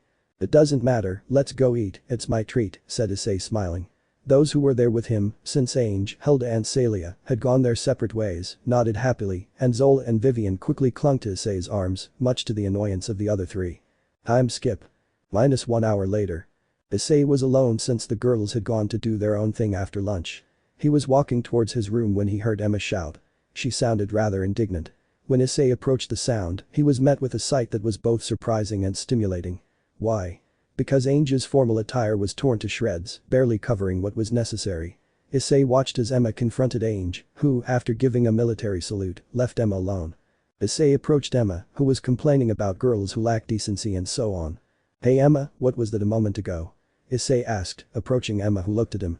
Oh, hello Issei-san, well, you see, that girl Ange is causing a commotion by dressing like that, Emma replied wearily. You seem tense. Would you like a massage? Issei offered kindly, since it was better to win her over. Emma looked at him, and although she felt embarrassed about a boy touching her, she accepted anyway. Okay, Emma said. So they both went to where Emma was sitting drinking her coffee, and Issei began his work. Ah, you're good, Emma praised, feeling Issei's hands massage the right spot on her shoulders. Well, when you have several girlfriends you gain experience, Issei said. Emma let out a moan, blushing at the thought, but it didn't last long as she moaned again with pleasure. Emma felt relaxed. Perhaps if she asked him nicely, Issei could give her another massage like this. She couldn't deny that he was good at it. After that, several interesting things happened involving Chris and Rosalie in a revenge against Ange for almost killing Zola and for having an irritating attitude, well according to them, and all that while Issei was with Zola and Hilda, who wanted to get to know Issei better. To understand things better, we need to recount what happened. Well, it was the following. First, the 2 friends, during lunch, planned to throw their food tray at Ange. Rosalie missed, and it hit another girl, who angrily punched her. Later, while Ange was training on the simulator, Rosalie and Chris decided to switch the water in her bottle with one that had a laxative dissolved in it. Ange came out and knew something was wrong when she drank her water, or so she made them believe. The 2 friends emerged from their hiding place, and just when they thought they had won, Ange kissed Rosalie, passing the water she had been holding in her mouth, which, sure enough, caused Rosalie to have a trip to the toilet. Shortly after Rosalie nearly died from vomiting, she decided to continue her foolishness, and so the 2 friends went to the locker room where Ange was taking a shower. They both thought about how to get revenge, and while searching through a laundry basket, Chris found a black thong with red strings. Rosalie, blushing, blurted out things like, she's a total slut or let's hang up that dirty boar's panties. Yes, things like that. But what they didn't count on was that the thong didn't belong to Ange. No sir, it belonged to the matriarch of the group, Ursha, who, upon emerging from her refreshing shower, found herself confronted by two girls eyeing her underwear and saying things about her. What did they both receive? Well, an Ursha lariat, an Ursha special magnum, and an Ursha aerial wheelie, all while Ange walked out, ignoring the commotion, and put on her already badly damaged outfit. Yes, both went through hell, while Zola and Hilda chatted comfortably with Issei, who continued to tell some things. Time skip. Jasmine Mall. At Jasmine Mall, Jasmine's famous store where Issei would order his supplies of stupid things like junk food and other things like notebooks to draw on when he was bored, or things like clothes that the woman charges him a lot for, since it is more difficult to get men's clothing for a place where only women work. Now Issei had arrived with Zola, who was almost always by his side, since he had to pass by his girls from time to time, and Vivian, who joined them and carried a bag with a lot of money that the loli apparently saved well. Now what are you comparing, Ice-kun? Zola asked Issei, who had seen her. Ice, what are you comparing them to? Are they those delicious cookies from 2 days ago again? Vivian asked. Well, the truth is I'm here today for my privilege, you know I eat too much, although I have a gift for the group and even for Celia, although she only talks to me when it's work, said Issei as Zola hugged his right arm while smiling. Wow, Ice-kun, you really want to show off to us, huh? Don't tell me you want to add us to your harem, even little Vivian will be included in the package, Ice-kun, you're so bold, Zola said, trying to tease Issei, well Vivian didn't hear the last part because she was excited about the gift. Well, that wouldn't be a bad idea, you know. Besides, you're beautiful, I wouldn't mind being with you, Issei said, hugging the blonde around the waist. She blushed slightly, since Issei had been acting like this with her for the past 2 days, and she liked it. But I'm not planning that for now, Issei said, and Zola smiled. They arrived at Jasmine's superstore, where Issei was greeted by Vulcan, who jumped up to lick his face. I missed you too, champ, Issei said, stroking the dog's head. Vivian went ahead, having spotted something she liked. Wow, you're early, but I still have your order, it's over there, said Jasmine, who was sitting while watching her shop, pointing to about 4 large boxes. Thanks again for this, Jasmine. Here's your payment for next week, Issei said, handing her 45 million in cash. Haha, don't worry Ice, it's good doing business with you, said the smiling brunette woman. She greatly valued Issei. Old lady, how much for this? It was Vivian's voice calling to Jasmine, who frowned slightly at the old lady comment. It's 1 Isan, for God's sake, well boy see you later, Jasmine said as she approached to tell Vivian the price of the weapon she wanted to buy. Wow, Jasmine is funny sometimes, Issei said, laughing a little. Zola laughed too. Well, when she's upset it's not very nice, that's why it's good to keep her in a good mood always, Zola said, and Issei smiled amusedly. They continued talking for a while when they saw something that caught both of their attention. Wow, you've got something special, Ange, Issei said, watching Ange walk away in her destroyed outfit. The blonde blushed at what Issei said. Now you're being an exhibitionist. I like you more and more, Ange, Zola said mockingly. Ange ignored that and went over to where Jasmine and Vivian were. Oh, how hexy, Vivian said, impressed. It looks very fresh, Jasmine said, looking at Ange's flimsy outfit. Do you have uniforms? Was the only question that came out of Ange's mouth as she threw a wad of bills to the older woman who counted them. Do I have it? I have everything, from bras to railroad cannons, Jasmine said. Issei and Zola had approached to see what was happening. And also my things that are hard to find, Issei added with a smile as he stood next to Ange. The blonde looked at him doubtfully. I won't dress in women's clothes. Jasmine buys the clothes I wear, Issei said, and Ange smiled. What? You can smile. Vivian pointed out, but Ange quickly stopped smiling and adopted her stoic expression. Ah, she stopped, Vivian said, and Issei stroked the loli's head. Leave her alone, she's still getting used to it here, Issei said. Zola just glanced at Ange but let it go. You know what? I still can't get out of my head what Jasmine said to me the first day I came to buy something from her, Issei said, and the 3 girls looked at him. What was that? Vivian asked. Well, I can literally buy anyone if I have enough money, Issei said. At that moment, Zola leaned in very close to him. Ange was annoyed by this but didn't say anything. What's wrong with you? Issei asked, looking at Zola, who smiled like Hiroka. Nothing, it's just that you don't want to buy me, you know I can be very useful to you, too useful Zola said, the last part whispered in the chestnut-haired man's ear, who blushed slightly at the thought. You know I won't do that, I'm not an animal either. If I want someone close to me, I earn that person, I don't buy them because that would make me feel bad, Issei said, making Zola smile at that. I know, but what I said last wasn't a lie, it would be very useful to you, Ice-kun Zola said, and Issei just let out a sigh at that. Here you go, Jasmine said, tossing a package with Ange's clothes, who went to put them on. The small group went to wait for the blonde in the dressing room that Jasmine had at the venue. How did it end up like this? Jasmine wondered. I imagine he had some trouble with the girls, Issei said. Probably Chris and Rosalie, since they always complain about her at night, Zola said, remembering how they always tell her how much they hate Ange when she has them both in bed. Probably, Issei said. Then he came out. You look good, Issei said, and Ange smiled at him and nodded. Well, I'll leave you too. I have something to do, Issei said, leaving the place. Me too, I have to check on my paramail, Zola said, leaving the three of them. Time skip. Outside of Arsenal. Are you really going out again to see what you find? Asked Jill, who was standing next to Maggie. Yes, replied Issei, who was wearing his armor but not his helmet. I always do, and you know I get bored being locked up, so don't worry, I'll be back when it gets dark, Issei said. Both women saw him and sensed. Okay, we can't keep you locked up here either, after all, we're not your bosses, Jill said. But if you get hurt and you know where to go, I see come Maggie said, making Issei smile nervously. Why yes Maggie, I know you'll help me with that haha, Issei said, then decided to leave. Well, I'm going now. If I find anything interesting, I'll bring it back here, Issei said. Be careful, both women said. Issei nodded and flew off. This boy won't sit still, Maggie said. I just hope it helps us with what we're planning, Jill said, watching the red dot disappear into the horizon. Deliberate us although it's very risky, if Ice-kun is on our side we can win, Maggie said. Jill said nothing, so they both decided to return to their posts, leaving the matter for another time. Issei's on. Issei flew peacefully through the sky, without a care in the world. Hey Drake, do you think we'll find anything new today? Issei asked, bored. With your luck, probably maybe, although you never know, fate brings mysterious things, and that's the good thing about life, since you don't know what awaits you Drake and Issei smiled at that. You're right, haha, now let's see where we go, said Issei, floating in the middle of the sea and looking in various directions for something to catch his attention. Oh, but look at that, said Issei, seeing an island in the distance. Well, an island, let's see if there's treasure there, said Issei jokingly. Yes, treasure of course, and then what? Jack Sparrow shows up and offers us to be members of his crew to fight against David Jones and the Kraken. Said Drake.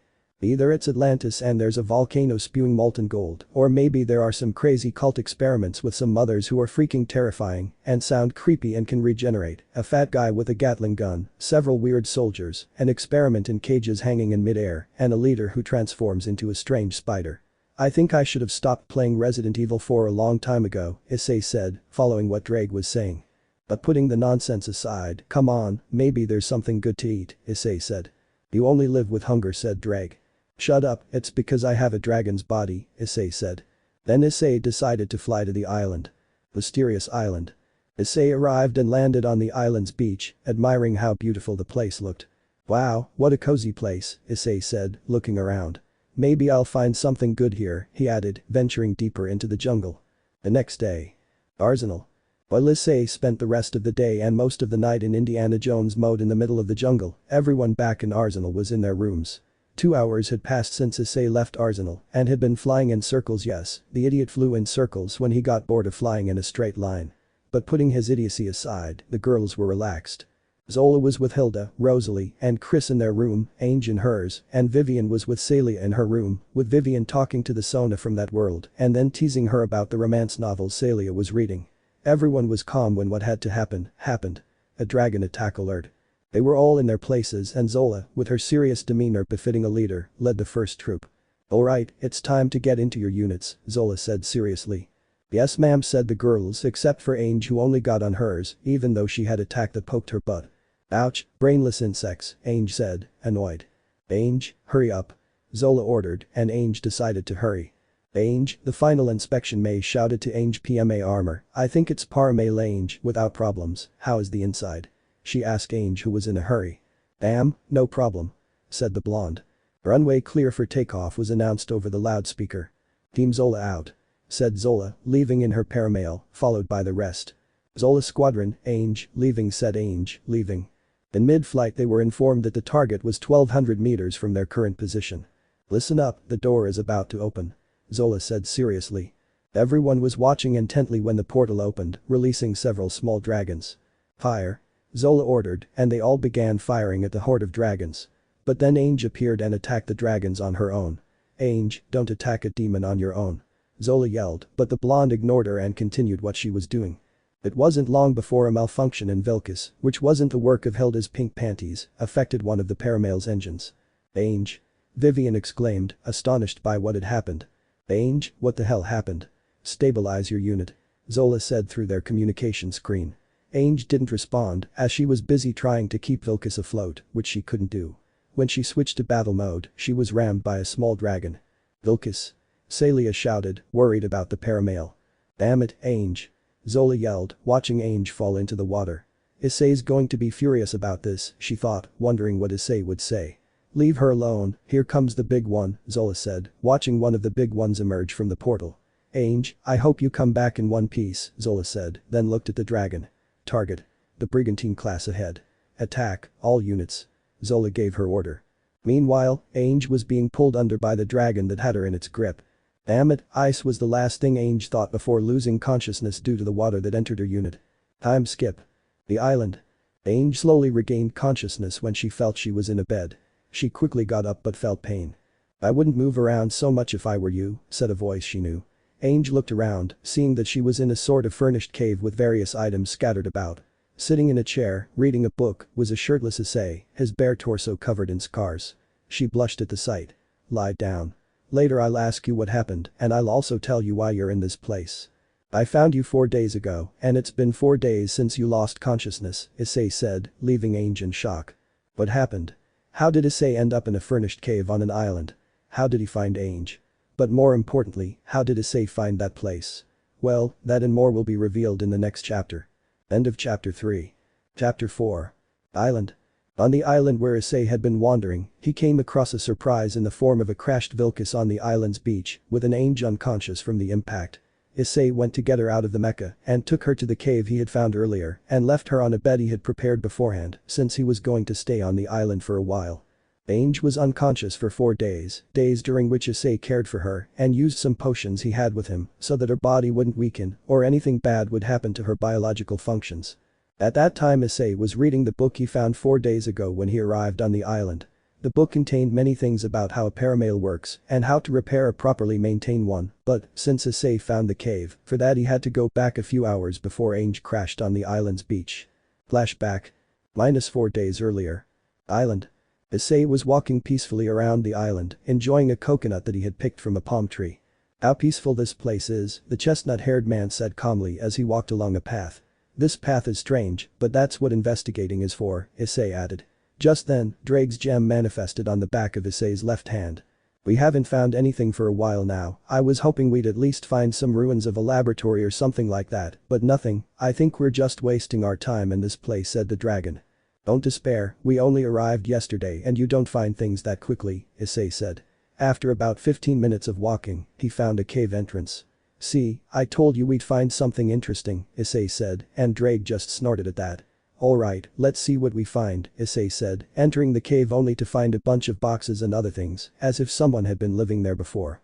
Okay, I wasn't expecting this, he said to himself, walking over to the boxes and checking their contents. Issei proceeded to unpack the boxes and remove the blankets covering some furniture, such as a bed, an armchair, a small refrigerator, and an empty filing cabinet.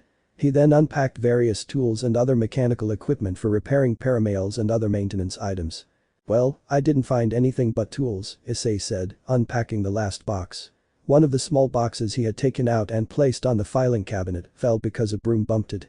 This small box left a small notebook on the floor, which Issei looked at strangely. But what is this, some kind of diary? He asked, picking up the book to look at a note inside. It looked very old because of the deterioration of the paper. A note, Issei said, beginning the next step. To whoever finds this notebook, I leave in your hands the legacy of the Knights of Vilcus. You may wonder what that is and why I'm making it sound so important. Well, our duty is to help whoever pilots Vilcus to victory against the Mana Empire that arose years ago. Who I am now no longer matters, but I can tell you that I am a direct descendant of the ancient humans, those who did not use mana like those who inhabit the world now. I ask you to support the pilot of Vilcus, as the victory against E depends on her. Wow, the rest is illegible, Issei said, finishing reading the note in the diary, which was in better condition than the one he had. Issei set the note aside and reviewed the contents of the notebook, which gave detailed instructions on how to repair Vilcus. Well, I don't know what's going on, but if Ange needs my help, then I'll do it. It's a good thing I asked Sona-san to get me some of those reading glasses, Issei said, taking out a pair of reading glasses that Sona used to quickly read reports or books. A few minutes passed until a distant crash caught their attention. It was a collision that hit right on the beach south of the cave. What will happen now? Issei asked. The brown-haired boy walked to the crash site and was surprised to find the Vilcus wreck there.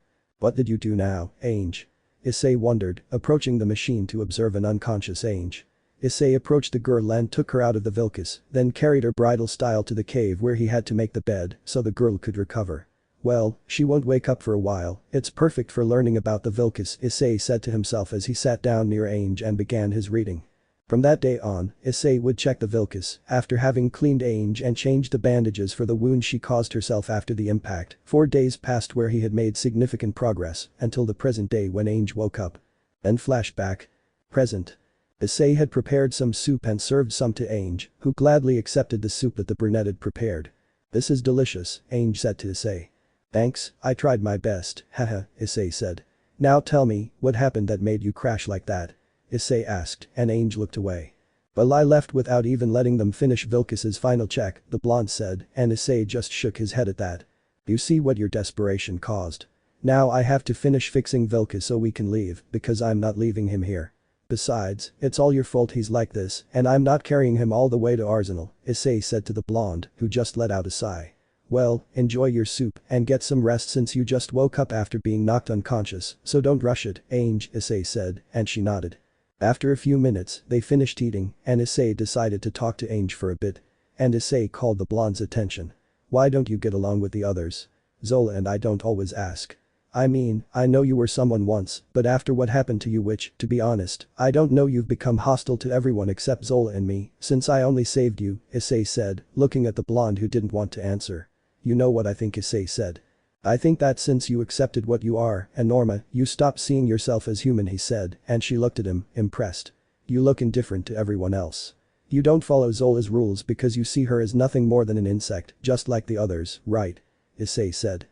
She tried to say, but Issei interrupted her. Don't try to lie to me, I can see it in your eyes. Ever since you accepted the name Ange, you stopped being who you were. I imagine you were arrogant and all that, having been a princess, Issei said seriously, and Ange was annoyed by it.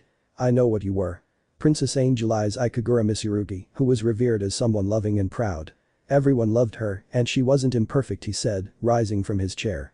Someone who had loving parents, and like the rest of the idiots in this detestable world, he said, turning his back on the blonde, who looked like she was about to explode with anger. They think that Normas are nothing more than beings who shouldn't have existed in the world, Issei said seriously.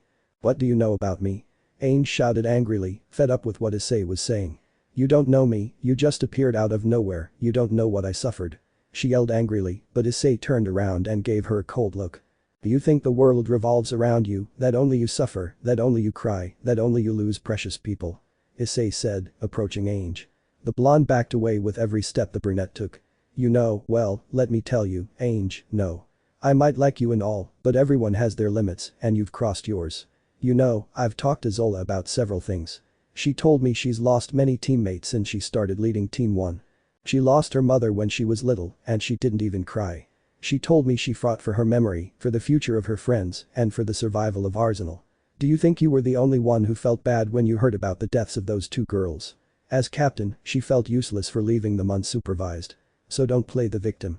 You lost your mother, and then your father was executed by your brother, your damn brother, Ange. Your own brothers gave the order to send you here. So tell me, Ange, why don't you change your attitude toward the others? Tell me why you don't become their friend. You can take us all. I'm fine with them, Vivian, Ursha, and Zola like you. I know you have your problems with Chris and Rosalie, but every friendship starts with stumbles. You can change, Ange, I know you can. You're better than you think, and you proved it by being able to activate Vilcus. So you should change, since one always needs their friends to achieve things. I'm telling you this because without Drake I'm absolutely nothing, Issei said. Ange went from anger to calmness. Everything Issei told her was true.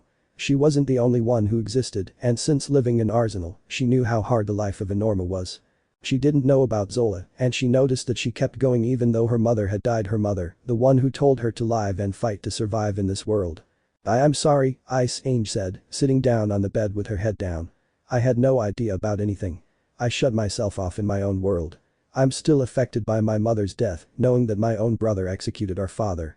I feel betrayed and hurt. But you're right, I've done nothing but see everyone as insects. I thought that by becoming Norma I stopped being human. I was Ange began, only to be interrupted by Issei with a hug that made her blush. Wrong, I know, we all do. Don't think that just because you don't have monolite you stopped being human. I'm not human, but I can assure you that I once was. You, on the other hand, along with the others, are just as human as those idiots who have monolite, said the brunette, separating from the hug and looking into Ange's eyes. Stop thinking like that about yourself and the others. You're Ange, and no one can take that away, said Issei, smiling at the blonde, who smiled back. Thank you, Ice, but one question, she said, and Issei looked at her. How did you know about my family, or what I was before? She asked. I asked Jill, Issei said, and she nodded. That makes sense, she said. Well, Issei said, moving away from Ange and grabbing his shirt. Ange, who had just remembered Issei wasn't wearing one, blushed furiously. I have to go see Vilkas. I need to replace some parts I took from inside him with others, Issei said, pulling a large box from under a table and lifting it easily. You stay here. You need to rest until tomorrow. I'll work on Vilkas in the meantime, Issei said, leaving the cave with the box. Be careful, Ange said, and Issei nodded. Arsenal. Jill's office. Haven't you found Ange yet? Jill asked the search team made up of Zola, Celia and May, who shook their heads. Just when we found someone capable of handling him, Jill said to the group. Besides, Issei will be furious here for letting him get lost or die, Jill thought, worried about Issei's reaction, not knowing who was with Ange at that moment. Although the unit wasn't last checked before deployment, I doubt anything went wrong to cause the engine to fail, May said, frustrated. We'll think about those things later. Right now, finding Ange is our priority, Zola said. I know, I'll form another search party right away, May said. It's necessary to bring Vilkas back, Celia said seriously, more worried about Vilkas than Ange. Zola noticed this, but decided to let it go. Ange too, Jill said, lighting a cigarette. Bring her here too, dead, she said, surprising Zola, May, and Celia. If necessary, Jill added. You know that if anything happens to Ice-kun, he'll stop helping us. In fact, if anything happens to any of us, no matter who it is, and he knows it was your order, Jill, I know Ice-kun can be a good person most of the time, but remember, he's more dangerous than any dragon we've ever faced. So think carefully about your actions because you'll lose a great ally for that Libertas you so desperately want, Zola said seriously to Jill, who just looked at her in silence. Zola walked to the door. Remember, don't do anything stupid, because nothing will save you from the wrath of someone like Issei Haidu. I'm going to look for Ange, and, with luck, Ice-kun, so he can help me find her, Zola said, leaving Celia alone, since May had left with Zola. Jill, is what she says true? Is Ice-san really that dangerous?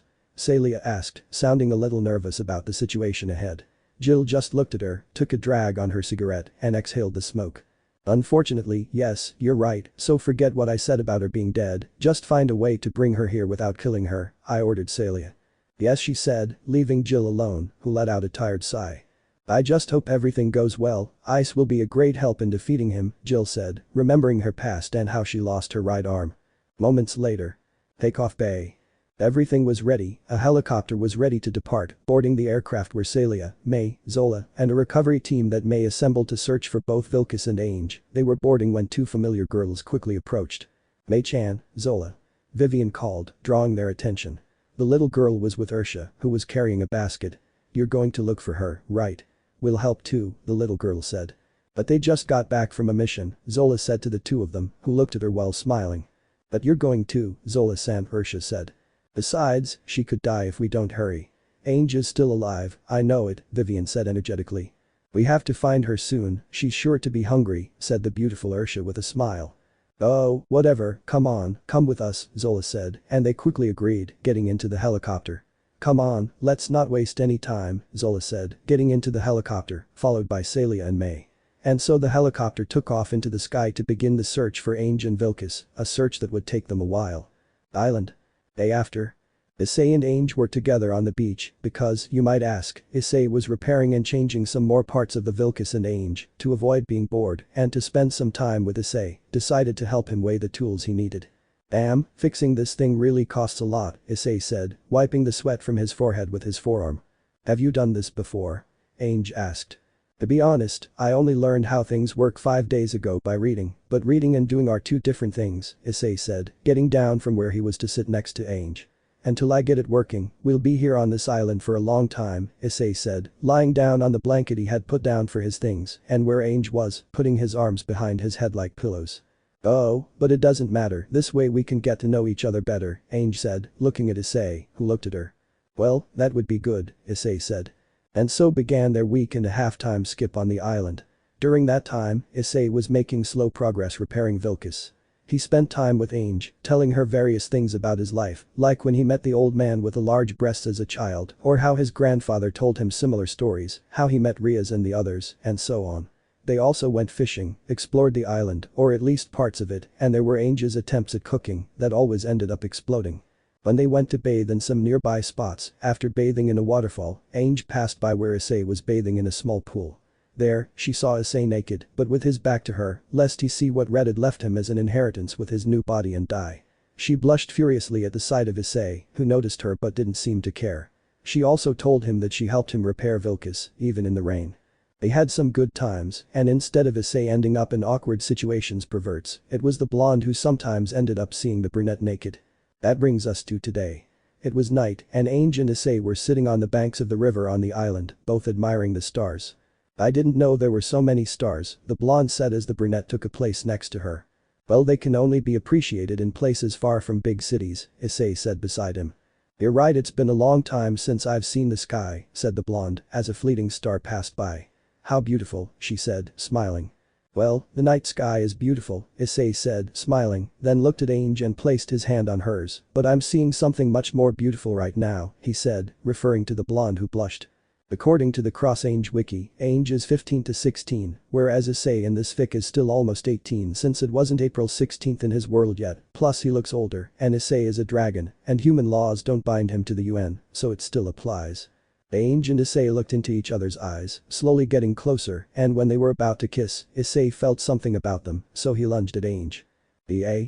She stammered nervously, but calmed down when she saw Issei's serious expression. Suddenly, lights appeared out of nowhere, followed by 8 helicopters flying overhead, each carrying a large block of ice containing, "Is that a dragon?" she asked, astonished by what was happening. Issei got off her after the helicopters passed. "Are they taking it? Where?" she asked, but Issei just shook his head, knowing nothing. Then, a red dragon appeared and headed toward the helicopters. That Ange said, recognizing that it was the same dragon that had dragged her toward the sea. The dragon only came to cause chaos and destruction, so bad I need to stop watching Fedalobo. The dragon, like a professional, dodged the shots from 2 of the helicopters and then shot down all of them, causing the giant block of ice containing the dragon and the scrap metal to plummet several kilometers away from Issei and Ange. "We're screwed," Issei said, seeing the fire in the distance. He took Ange's hand to lead her away. "We have to go back," Issei said, but as they turned to return to the cave, the red dragon fell in front of them. "Damn it," Issei complained, seeing that his peaceful night had been ruined by that dragon, who stood up and roared at them. "No, you don't roar at me," Issei said, annoyed. Ange then pulled out his gun and started shooting, but it had no effect. "That won't hurt him," Issei said. The dragon lunged at them, but, dazed from the impact and the damage he'd sustained earlier, he tripped and fell flat on his face. "Well, this one's a real idiot," Issei said. "The paramail, we can see if it at least works," Ange suggested, but Issei shook his head. "It still needs repairs, but we can at least try to turn it on," Issei said.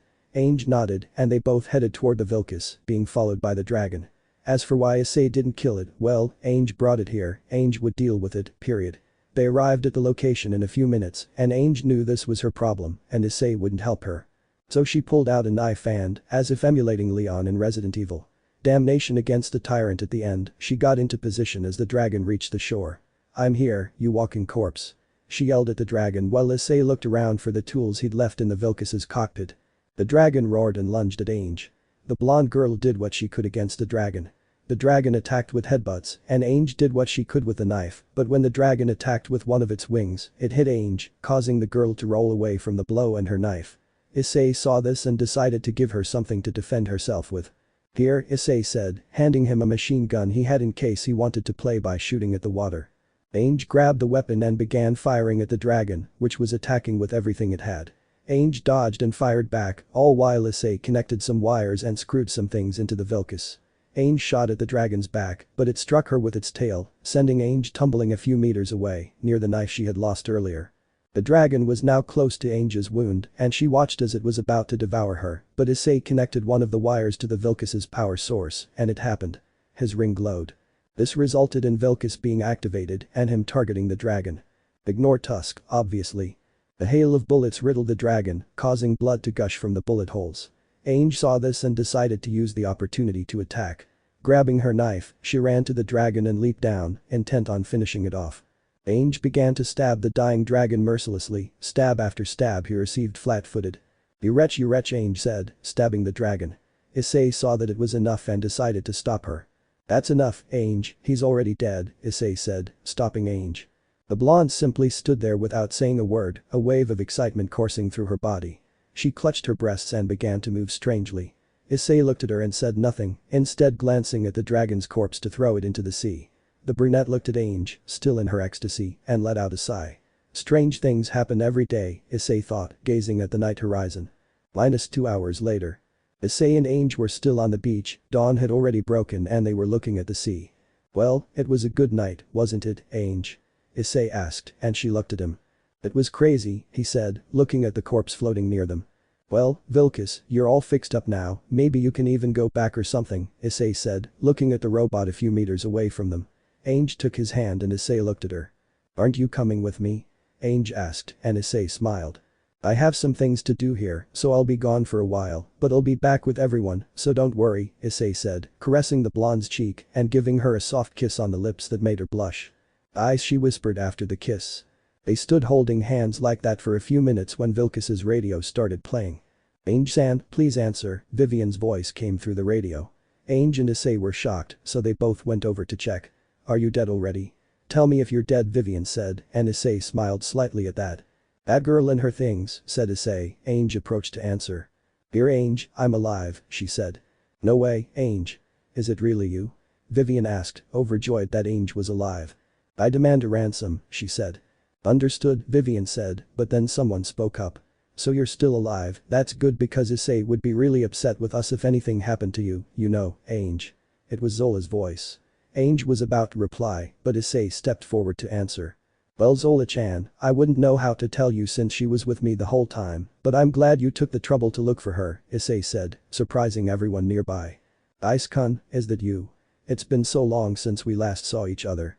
You have no idea how much I miss you on those cold nights. Don't think you'll get away when you come back, because you'll have to spend a good amount of time with me without complaining, Zola said, making Issei laugh uncomfortably, since she had sneaked into his room several times. Haha, yes, said Issei. Ai-san, how are you? Ursha asked this time, happy to hear from Issei. Well, Ursha-chan, thank you for asking, Issei said. Ice.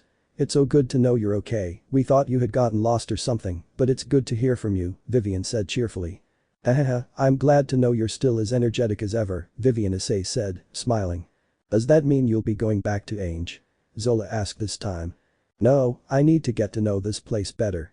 Besides, I have to get some things out of here and it'll take me a while, Issei said, disappointing the three girls. After that, they hung up. Issei looked at Ange and smiled. They're coming, so you'll have to wait a little while, Issei said, approaching her and patting her head.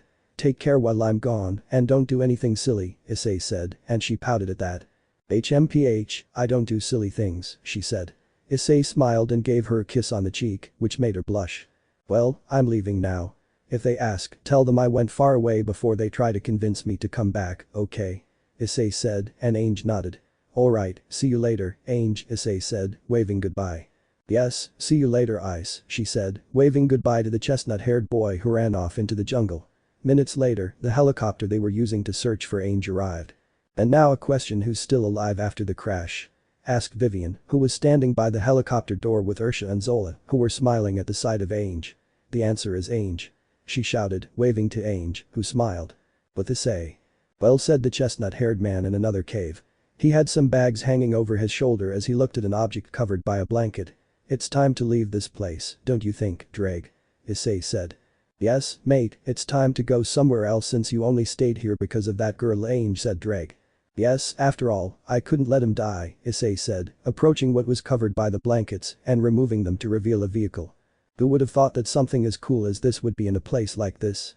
Issei said, looking at the vehicle. Whoever was here was ready for anything, said Drake. Well, it's time to leave and continue our educational journey, said Issei, getting on the contraption and looking at a photo on the handlebars. In it, he saw a beautiful woman and a handsome man next to a brown-haired boy. All three were smiling. What a lovely family. Maybe this belonged to one of them, Issei said, putting the photo away. Alright, it's time to go, he said, putting on a helmet he found and taking off in the vehicle. This is awesome. He exclaimed, picking up speed and disappearing into the horizon. But the girls. The rescuers were heading back to base. May and Celia were driving the ship, while Zola, Vivian and Ursha were with Ange behind them. So that's what Issei said, huh? Zola said, and Ange nodded. Damn it, and I wanted to see him. Oh well, I guess I'll have to wait until he returns to Arsenal, Zola said defeatedly. Here, Ange-chan, Ursha said, handing Ange a drink she had in a thermos. Thank you, Ange said, taking a sip of the coffee-colored liquid. This surprised the three rescuers. Hey? Ara, she said, smiling at the surprise of the gratitude. Wow, that's impressive. I didn't expect that from you, Ange.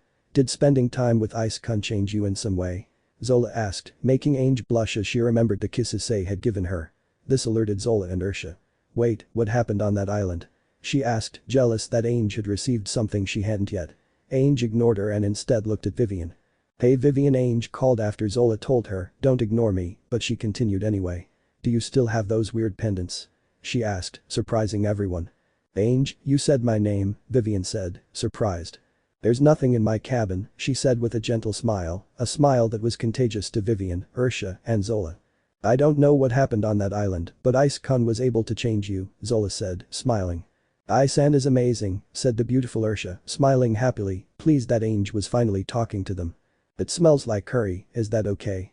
Vivian asked. No, Ange said. Thus the helicopter disappeared into the skies heading towards Arsenal, while Issei set off on a journey into the unknown of this world. What will happen from now on? Only time will tell. End of Chapter 4. Chapter 5. -5 days later. Arsenal. 5 days had passed since Ange and Issei arrived on the island. Since then, the blonde had gotten along well with her companions well, she gets along well with Vivian and Ursha, but not so much with Chris, Rosalie, and Hilda.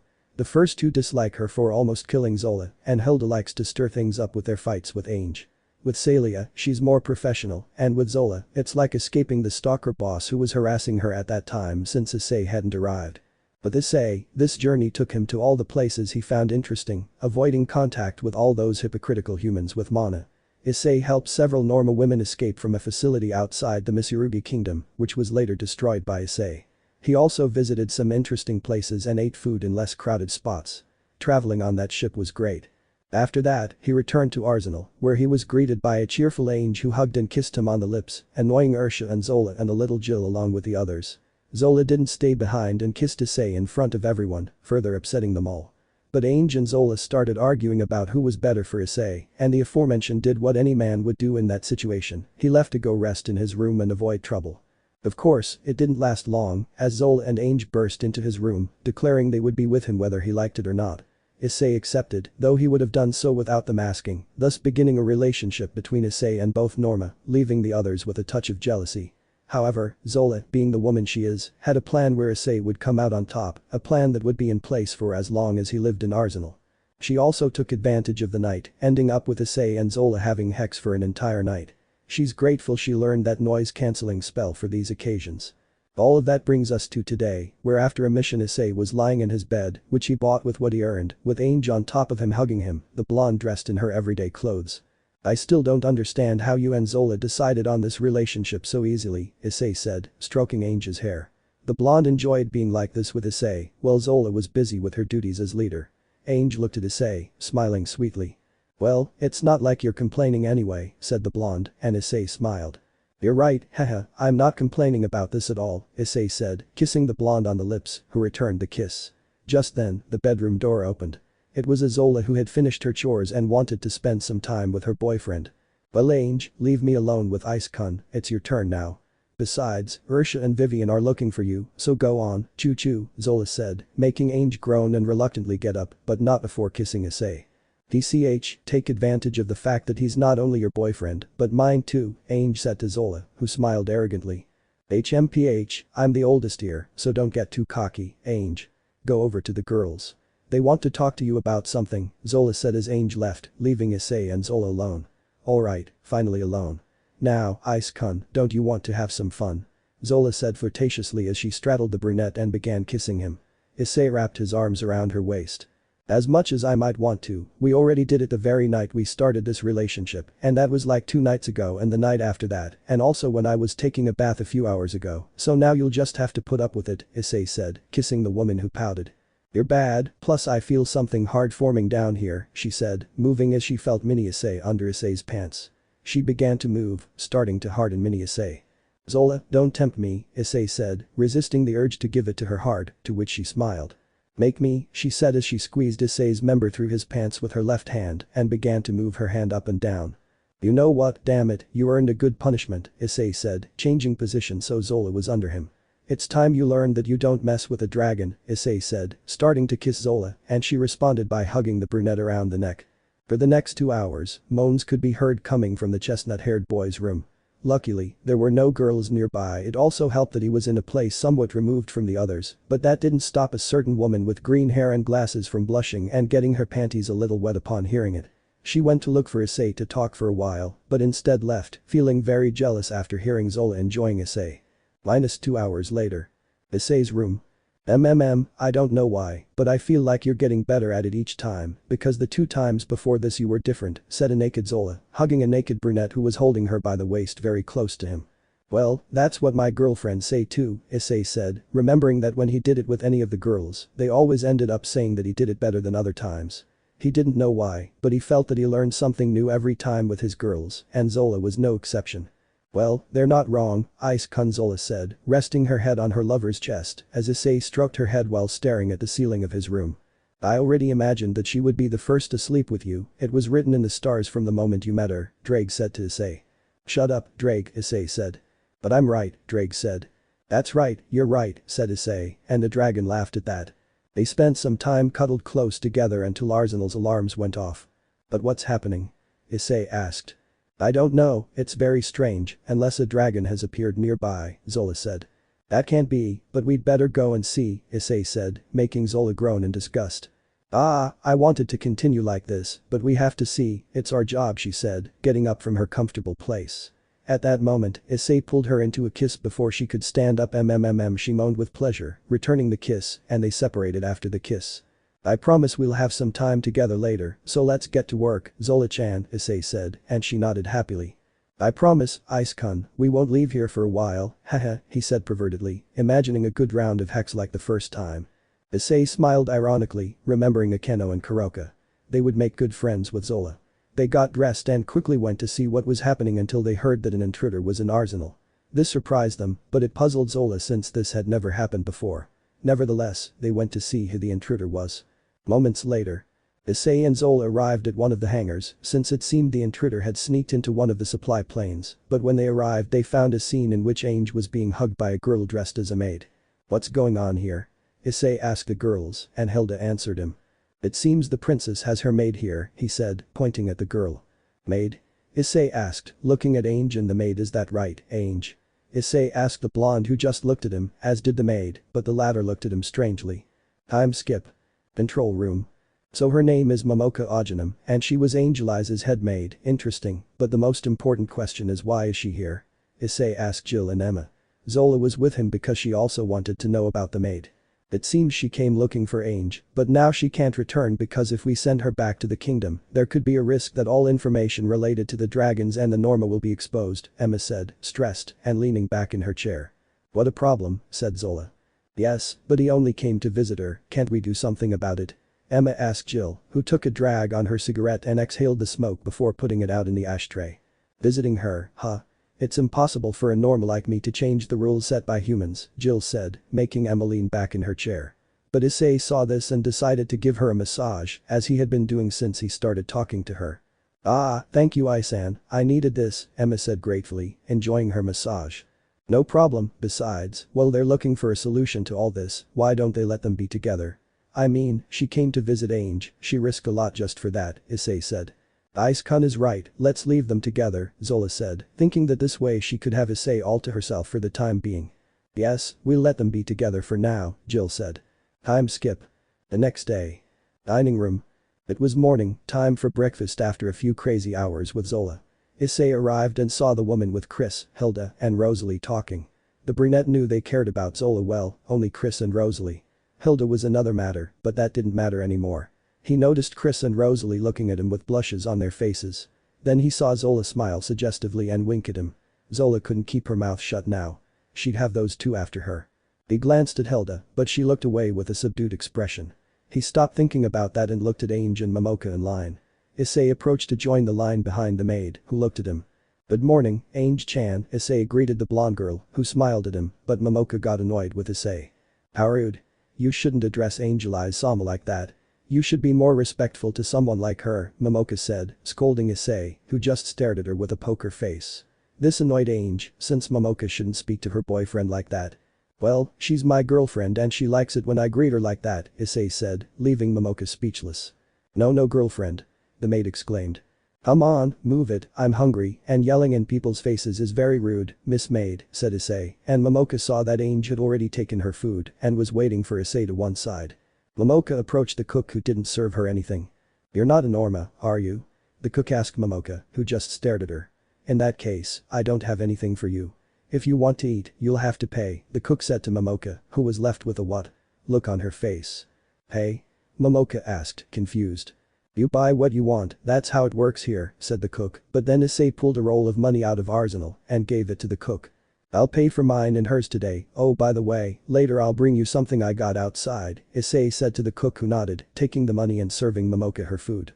"I hope it's something wonderful, Ice.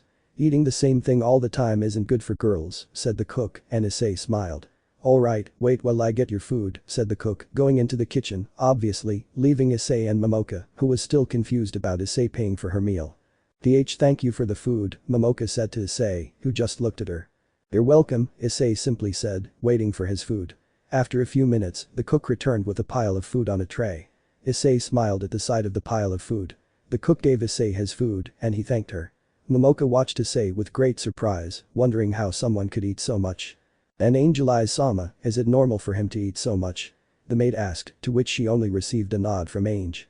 Issei walked towards where Zola, Hilda, Rosalie and Chris were sitting, the latter two still having those blushes that became bigger when they saw Issei approaching, and Hilda, well, she was still blushing a little. Upon arriving at the table, Issei sat in the only free seat available to him. Between the two blushing girls, Ange and Momoka sat next to Zola and Hilda. Momoka, despite wanting to tell the girls something about leaving the table alone for Ange, decided to hold back so as not to disturb her mistress's meal. Issei happily ate his breakfast, but something was bothering him. The not-so-subtle glances the two girls sitting beside him were giving him. So he decided to address it. "Okay, what's wrong with you two?" Issei asked, looking at Chris, who blushed and looked away.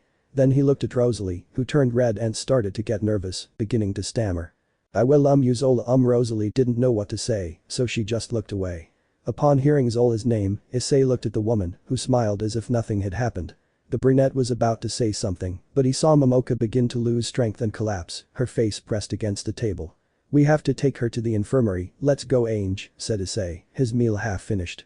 He glanced at Rosalie, knowing her, he knew she'd eat it all, since she never wasted a thing. "Well, since I won't finish and I know you eat more than the others, it's yours, Rosalie-chan," Issei said, patting the girl's head. She blushed and simply nodded.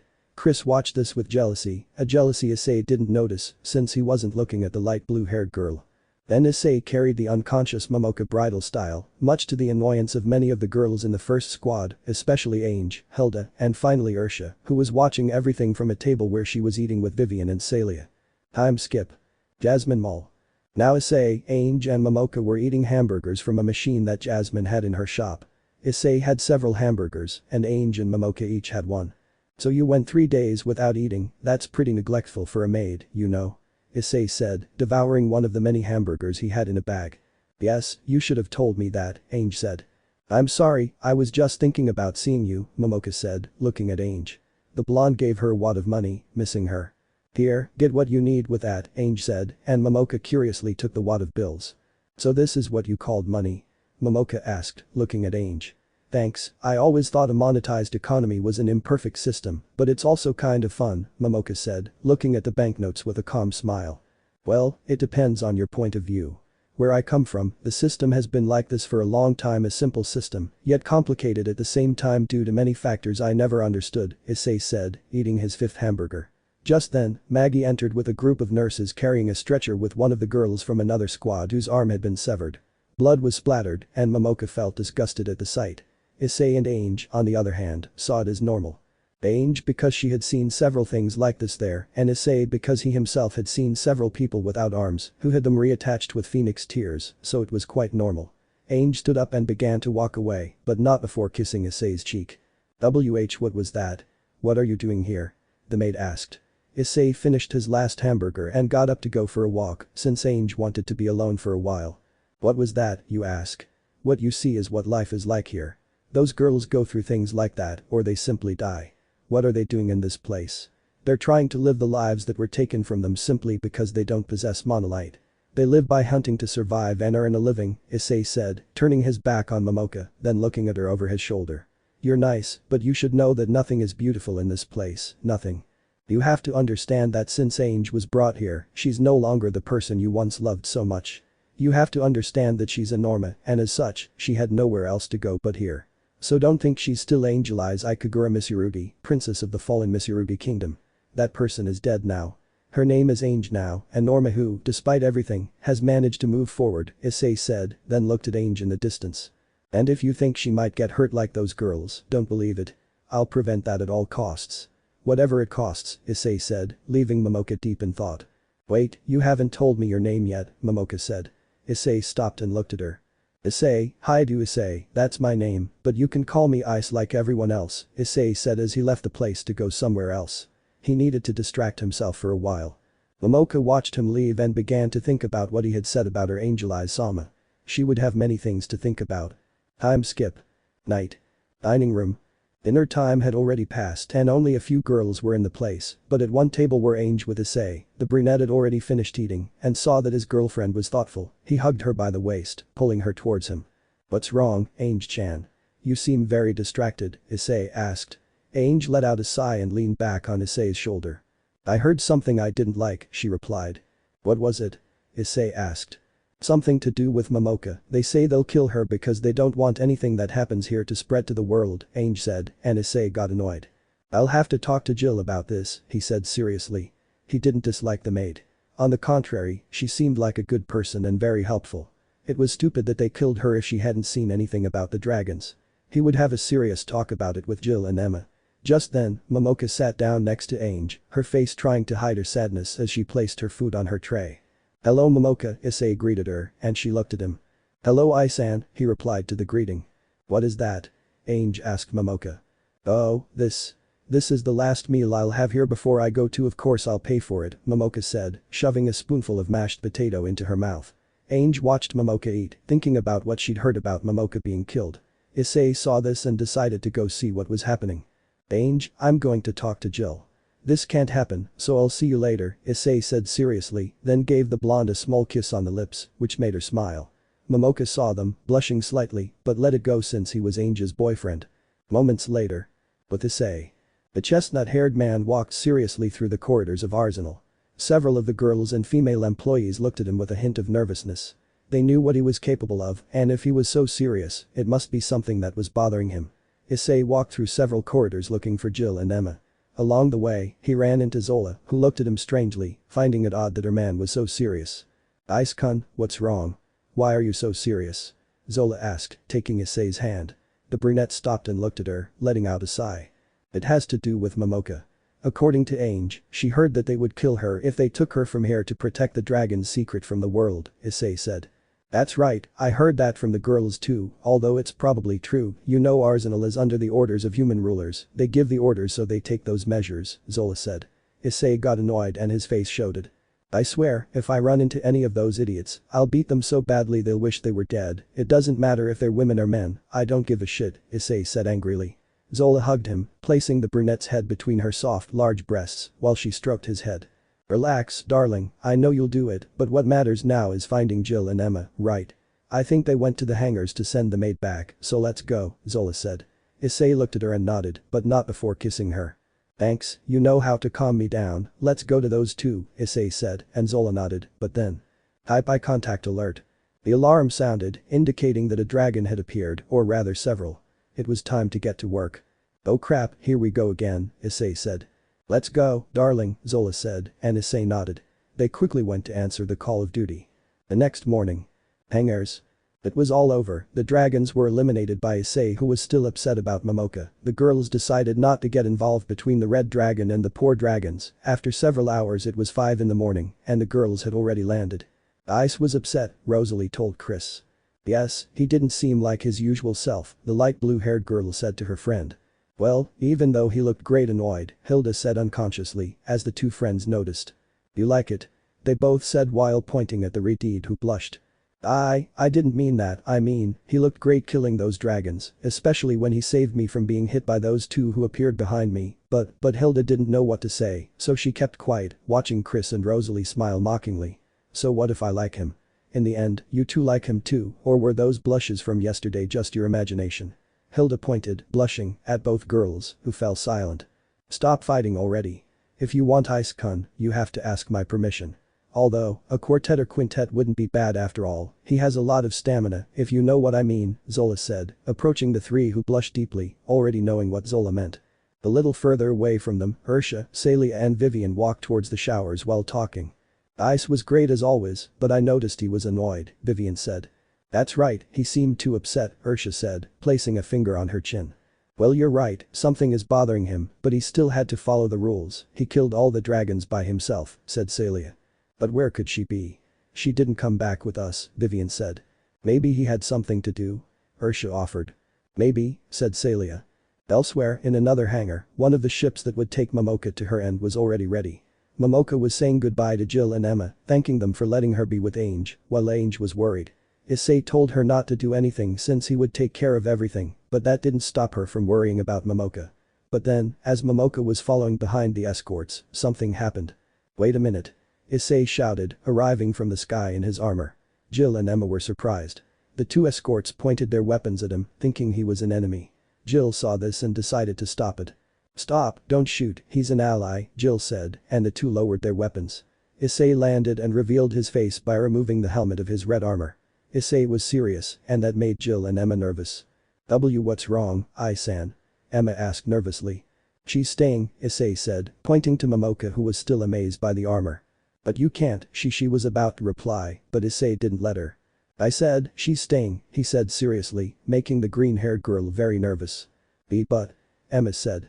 But nothing, she stays or I'll blow Arsenal into the skies and then destroy the other kingdoms, Issei threatened, leaving Jill and Emma truly terrified, although the latter was on the verge of fainting. Well, see, she can stay, Jill said, frightened. She knew she had to keep Issei on her good side, otherwise there would be serious consequences.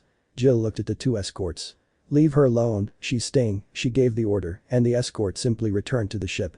That's it, she's not going anywhere, Jill said, and the brunette nodded. Well, we'll leave you, Emma said, still scared, but then she felt Issei's hand on her shoulder. She screamed in fright.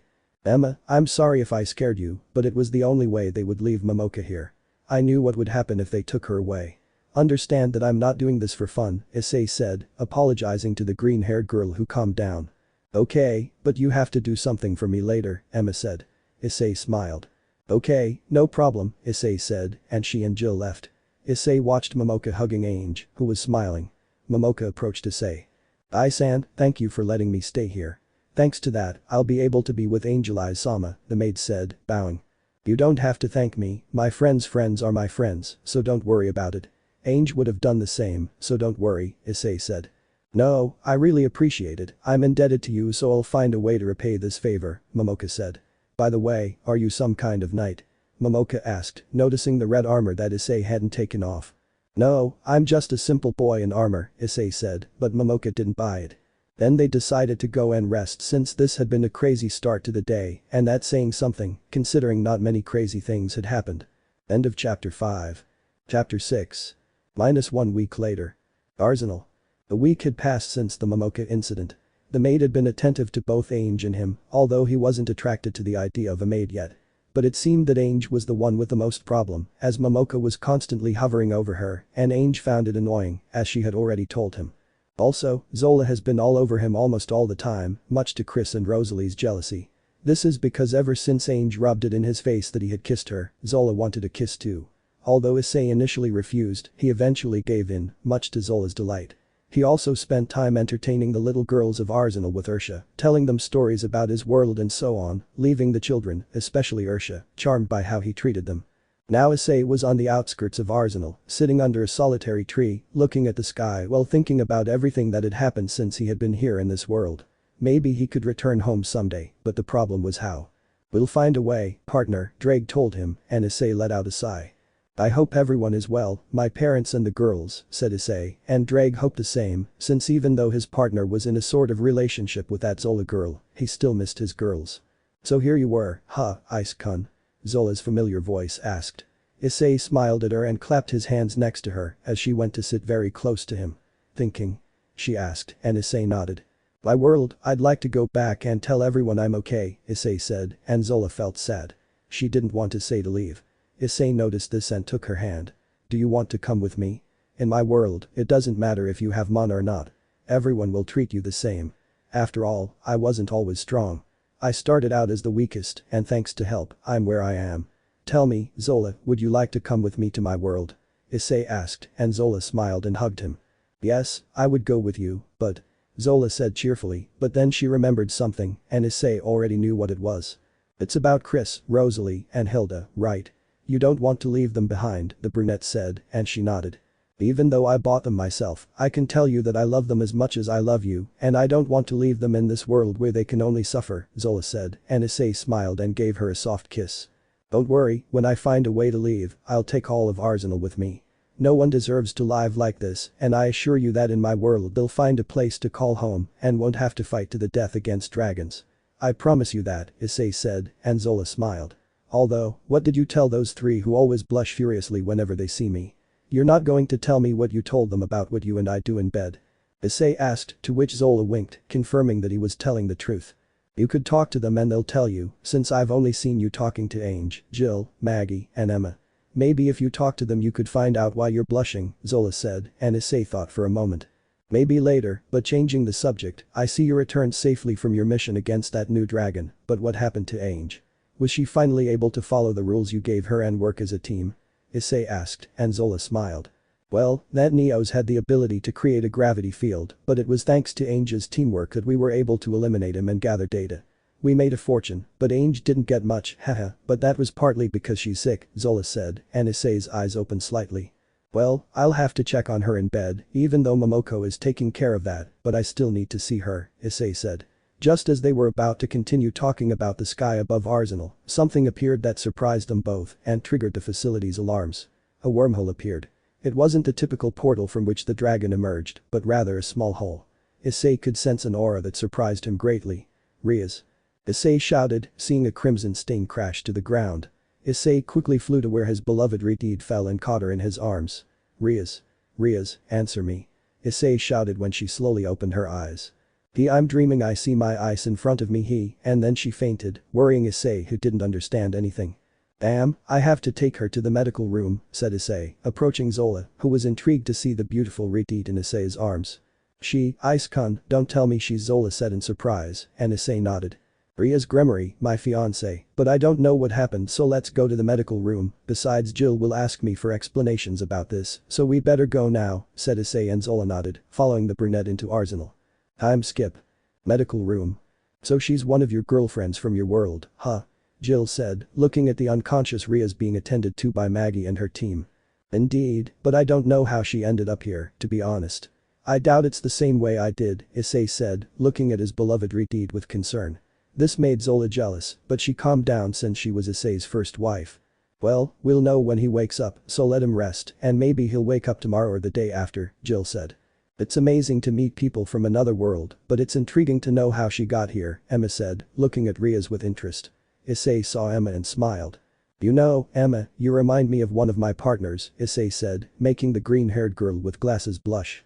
How could you say something like that, Ai-san?" Emma said nervously. "But it's true, Rossweisse was very serious and took her work in the most professional way, not that she doesn't do it now, but they are still similar in that respect," said Issei, and Emma had a faint blush on her face.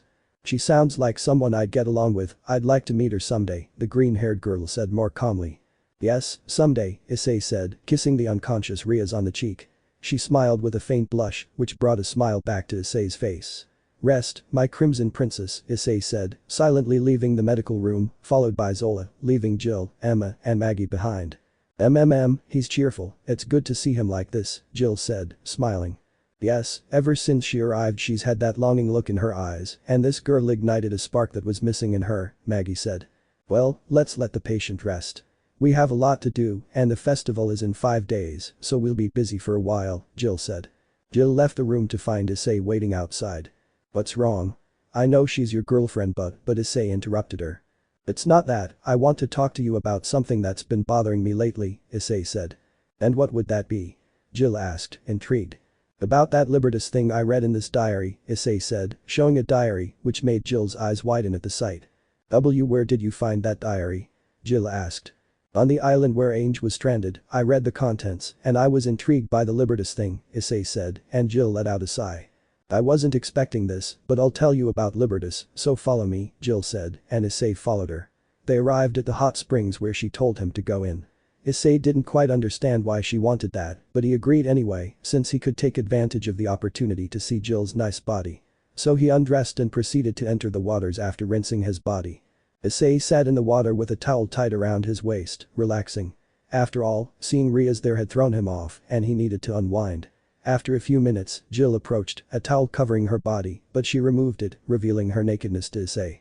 His eyes widened, but he didn't say a word, taking in Jill's well-formed body and breasts that were the same size as Zola's. Jill waded in beside him, though they weren't exactly close. She let out a sigh of pleasure as she entered the warm water, her prosthetic arm remaining above water for obvious reasons. So, why here in the bathroom? Issei asked, looking at Jill who smiled. Well, secrets should be shared by laying everything bare, Jill replied, looking at Issei and smiling more suggestively.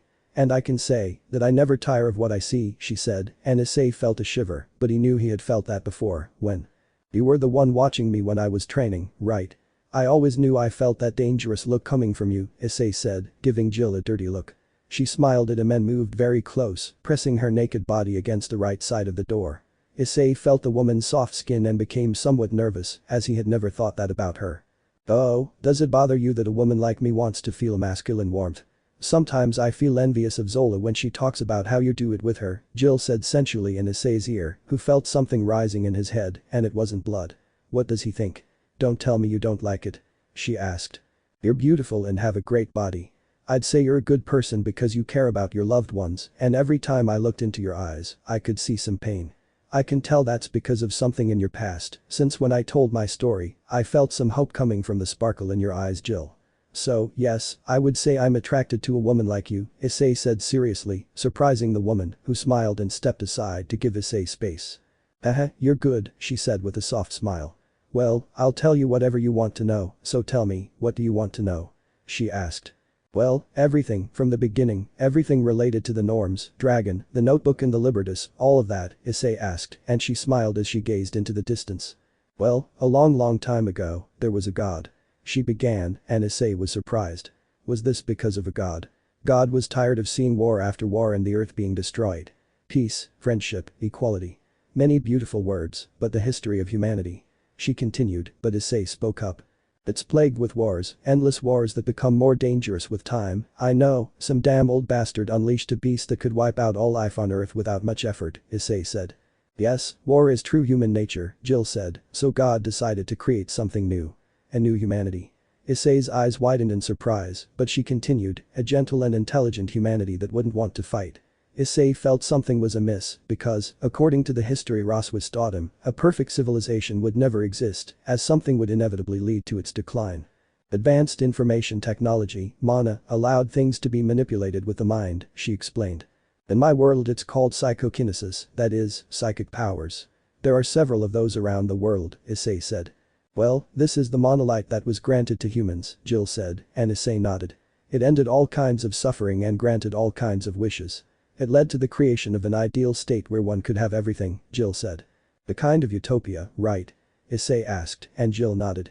Indeed, all that remained was to oversee the development of humanity, or at least, that was the plan, Jill said, becoming more serious.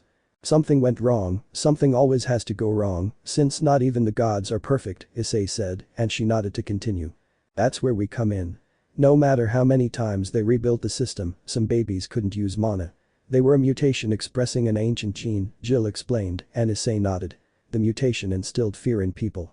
But God decided to exploit that mutation.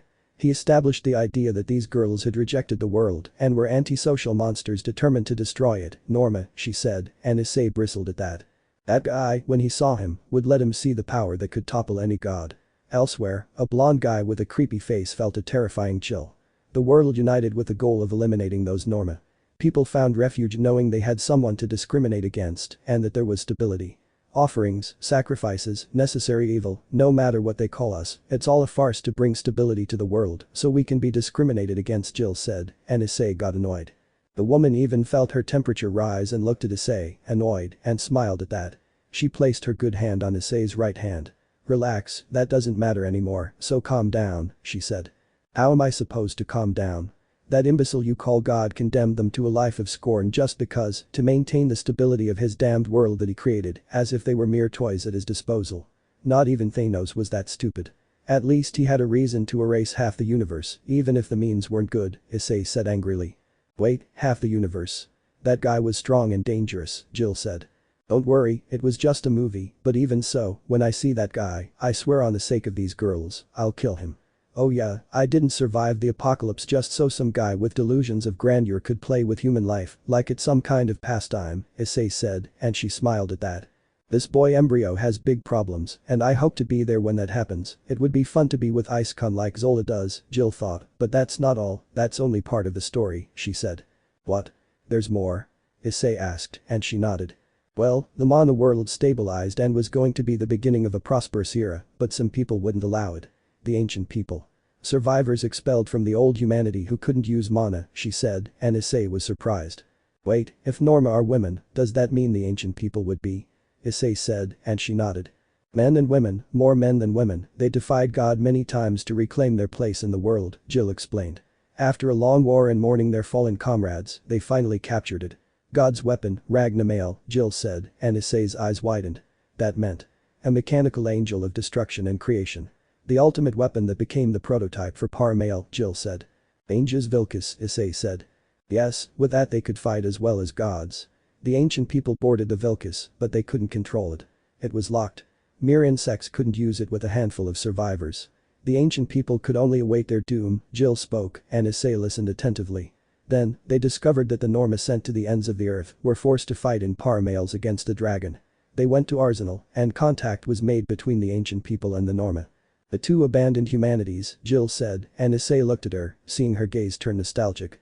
They became allies and made preparations for when someone appeared to remove the lock, she said, taking a breath. And finally, someone appeared. Electra Maria von Lohenhers, the first Norma born into royalty, Jill said, and Issei's eyes widened. Wait, that person was you. And she nodded. Yes, I am Electra, well, I once was, she said with some sadness. It's a beautiful name, you know. Issei said, looking at her with a smile. Just call me Jill, I like that name better, she said, smiling bitterly as she remembered someone calling her that, but she felt Issei gently take her hand. It's a shame to know that a beautiful name can't be pronounced, but if you don't like it, I'll keep calling you Jill. After all, I don't want to make you uncomfortable, Issei said, and she smiled. That's no problem, although maybe I'll let you use it, but not yet, not while he's still alive, she said, thinking the last part. Of course, Jill, Issei said, and she let out a sigh before starting to speak again. Well, I was brought to Arsenal, and like Ange, I fell into despair. But thanks to my royal blood and a royal ring, I was able to open the Vilcus, she said, smiling as she recalled the past. Many came to my side, soldiers willing to protect the Vilcus, blacksmiths to repair it, doctors, weapons designers, dogs. That was the beginning of the rebellion of the abandoned, the Libertas, she said seriously. In the abyss of hell, we found our calling. To destroy this false filthy world, she said, emerging from the water and sitting on the bank, crossing her legs. A towel around her neck covered her breasts, and she looked seriously at her right metal arm. But I couldn't do it. I lost everything, the ring, my friends, my right arm. Everything, she said, a hint of pain in her voice. Issei got out of the water and sat beside her. Unconcerned by her nakedness, he put his arm around her shoulders, surprising the woman who had left him. But despite everything, I can't let the Libertas end, for my fallen comrades, Jill said. I imagine Ange is in your plans, Issei said. You too, Icecon, I want you to help us, Jill said, and Issei looked into her eyes and smiled. That idiot will never expect what awaits him. I can't rest easy knowing that the girls of Arsenal are sacrificing themselves just so that bunch of racist idiots can live in peace, Issei said, and Jill smiled. That's good to know, she said calmly. Is there anything else you'd like to know? She asked. Yes, one last thing, you know that question has been nagging at me for a while now, it's about the dragons, because since the last time I faced one I felt a different energy, as if they were. But Jill finished for him. Humans? She asked. Yes, I feel like I'm part human, Issei said. Ah, I ask you not to tell the girls, at least until they realize it themselves. Yes, they are human, and that's the strangest thing, since after dying they return to their human forms, Jill said, and Issei's eyes widened in surprise. Do you regret killing them? She asked. Partly, yes, but they attack, and in a battle it doesn't matter who's good or bad, in the end there's only death, so not so much, but I recommend you tell the girls, because there could be problems if they find out the wrong way, Issei said, separating from her and getting up from the spot. You're right, I'll find the time, Jill said, getting up from the floor as well. Well, it was good to learn more about what's going on here, and don't forget, I'll help you and the girls. And if Rias is here, it means they found a way to bring me back. This world doesn't deserve them, so I'll take them with me to my world, Issei said as Jill hugged him from behind, pressing her naked body against him. Thank you, Ice-kun, that will make everyone happy, Jill said sincerely, and Issei smiled. Well, I'll go to the infirmary one last time, and then I'll go rest, you rest too Jill, see you later. With that, the brunette took his clothes, got dressed and left, leaving Jill alone who looked outside at the sea and the night sky and smiled. Hi do Issei, you will get us out of this hell, she said, grabbing her clothes and leaving. Time skip. -2 days later. 2 days had passed.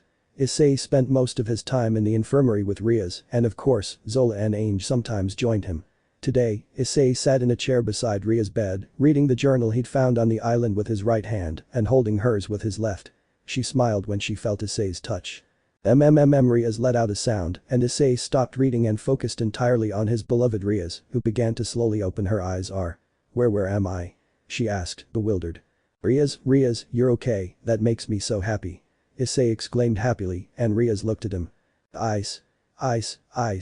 She said happily, hugging the brunette. My ice, you're alive, that's good, sniff, you don't know how happy I am, sniff Rias said through tears, burying her face in Issei's neck, who affectionately stroked her long crimson hair. Rias, my Rias, I'm here and I'm not going anywhere again, Issei whispered in the retard's ear. They stayed like that, hugging, for 5 minutes when someone arrived in the medical room. It was Maggie and some nurses who had come to check on Rias. Well, it seems our patient is awake, thank goodness, since Ice-kun didn't leave your side for long here, Maggie said, smiling at the scene. Oh, Maggie, thank you for taking care of her during this time, Issei said gratefully, and Maggie just smiled. It's my duty as a doctor to know that my patients are alright, she said, smiling, then winking at Issei. Although, if you want to thank me, I could tell you how, she said flirtatiously, and Issei looked blank. Well, I'll leave you too. We can check on your girlfriend later, so talk to her. She needs to know what happened, Maggie said, leaving the infirmary with the nurses and leaving the couple alone. Ice, what's going on here? Where are we? Rias asked, and Issei let out a sigh. This was going to be a long explanation.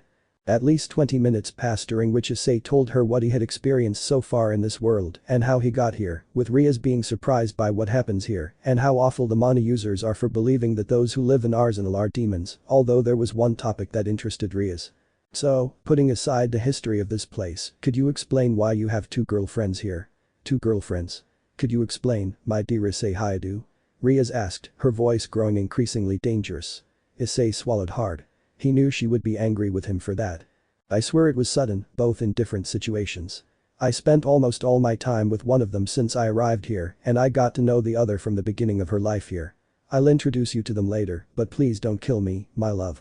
I swear it wasn't because I forgot them, Issei said nervously, but he saw Rias let out a sigh.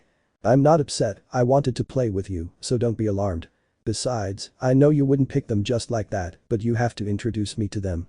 After all, I'm the first one and the one who controls your harem, Rias said, and Issei nodded. But how did you get here? Furthermore, they sealed Trihexa away? Issei asked, concerned about the latter. Yes, they sealed Trihexa. What's more, we learned you might be alive since there's no trace of Drake's new wielder. It's been 3 months since then, and Azazel created a portal because Office told him she sensed your power emanating from somewhere in the dimensional rift.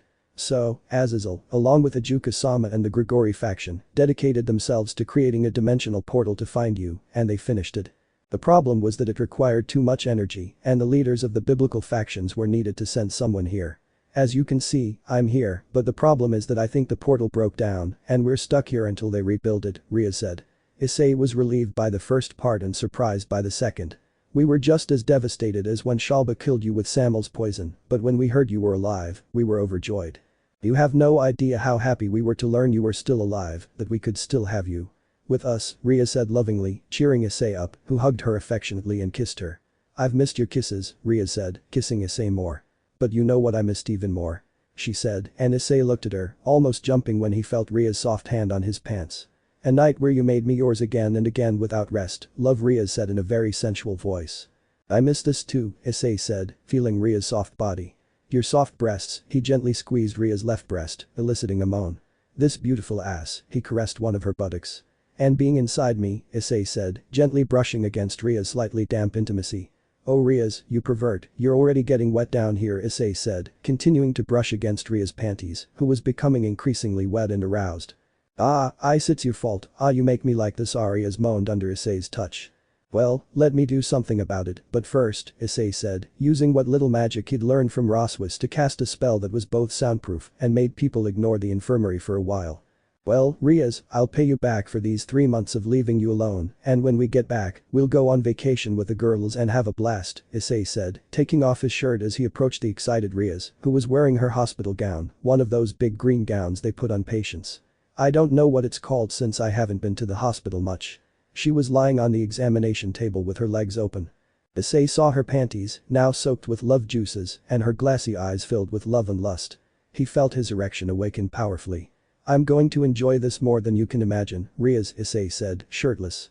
Come here, my beloved dragon, your crimson princess needs lots of love, she said, and Issei obeyed. Lemon skipped.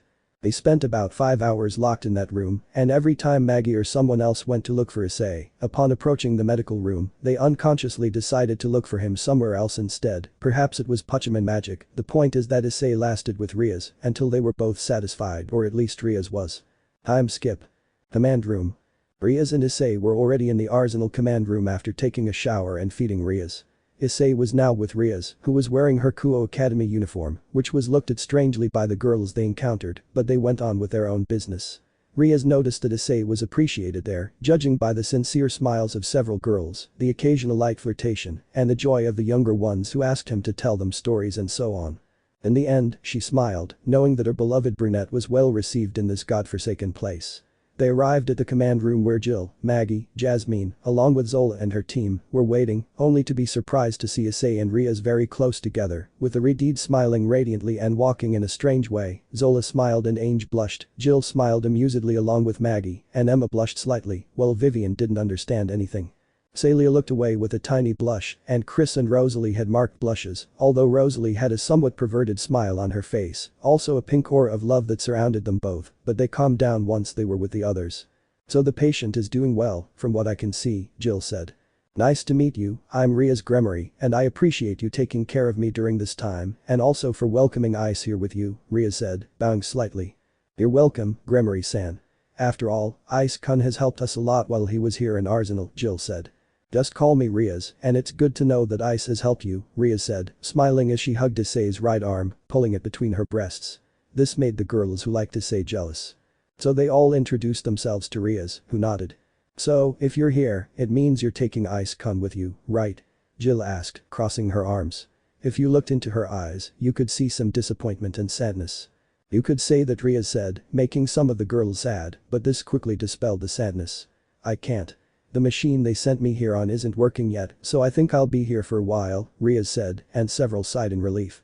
Well, you'll be staying with Issei since, as I said, you're his future wife, it's normal that you'll stay with him, Jill said, much to Zola and Ange's annoyance. So I hope you feel comfortable during your stay here in Arsenal, the dark-haired woman said, and Rias nodded. They then left the command room so Issei could take Rias to her room, where Issei waited for 2 people he had previously summoned who arrived a few minutes later. Zola, Ange, I formally introduce you to Rias, Issei said to his 2 girls. They both looked at Rias, who smiled at them calmly. So you're the girlfriends Issei made here, huh? That's great. I hope to meet you while I'm here, Rias said kindly. After all, she knew her Issei would have more girls with him, so there was no point in getting upset with him over things like that. Aren't you upset?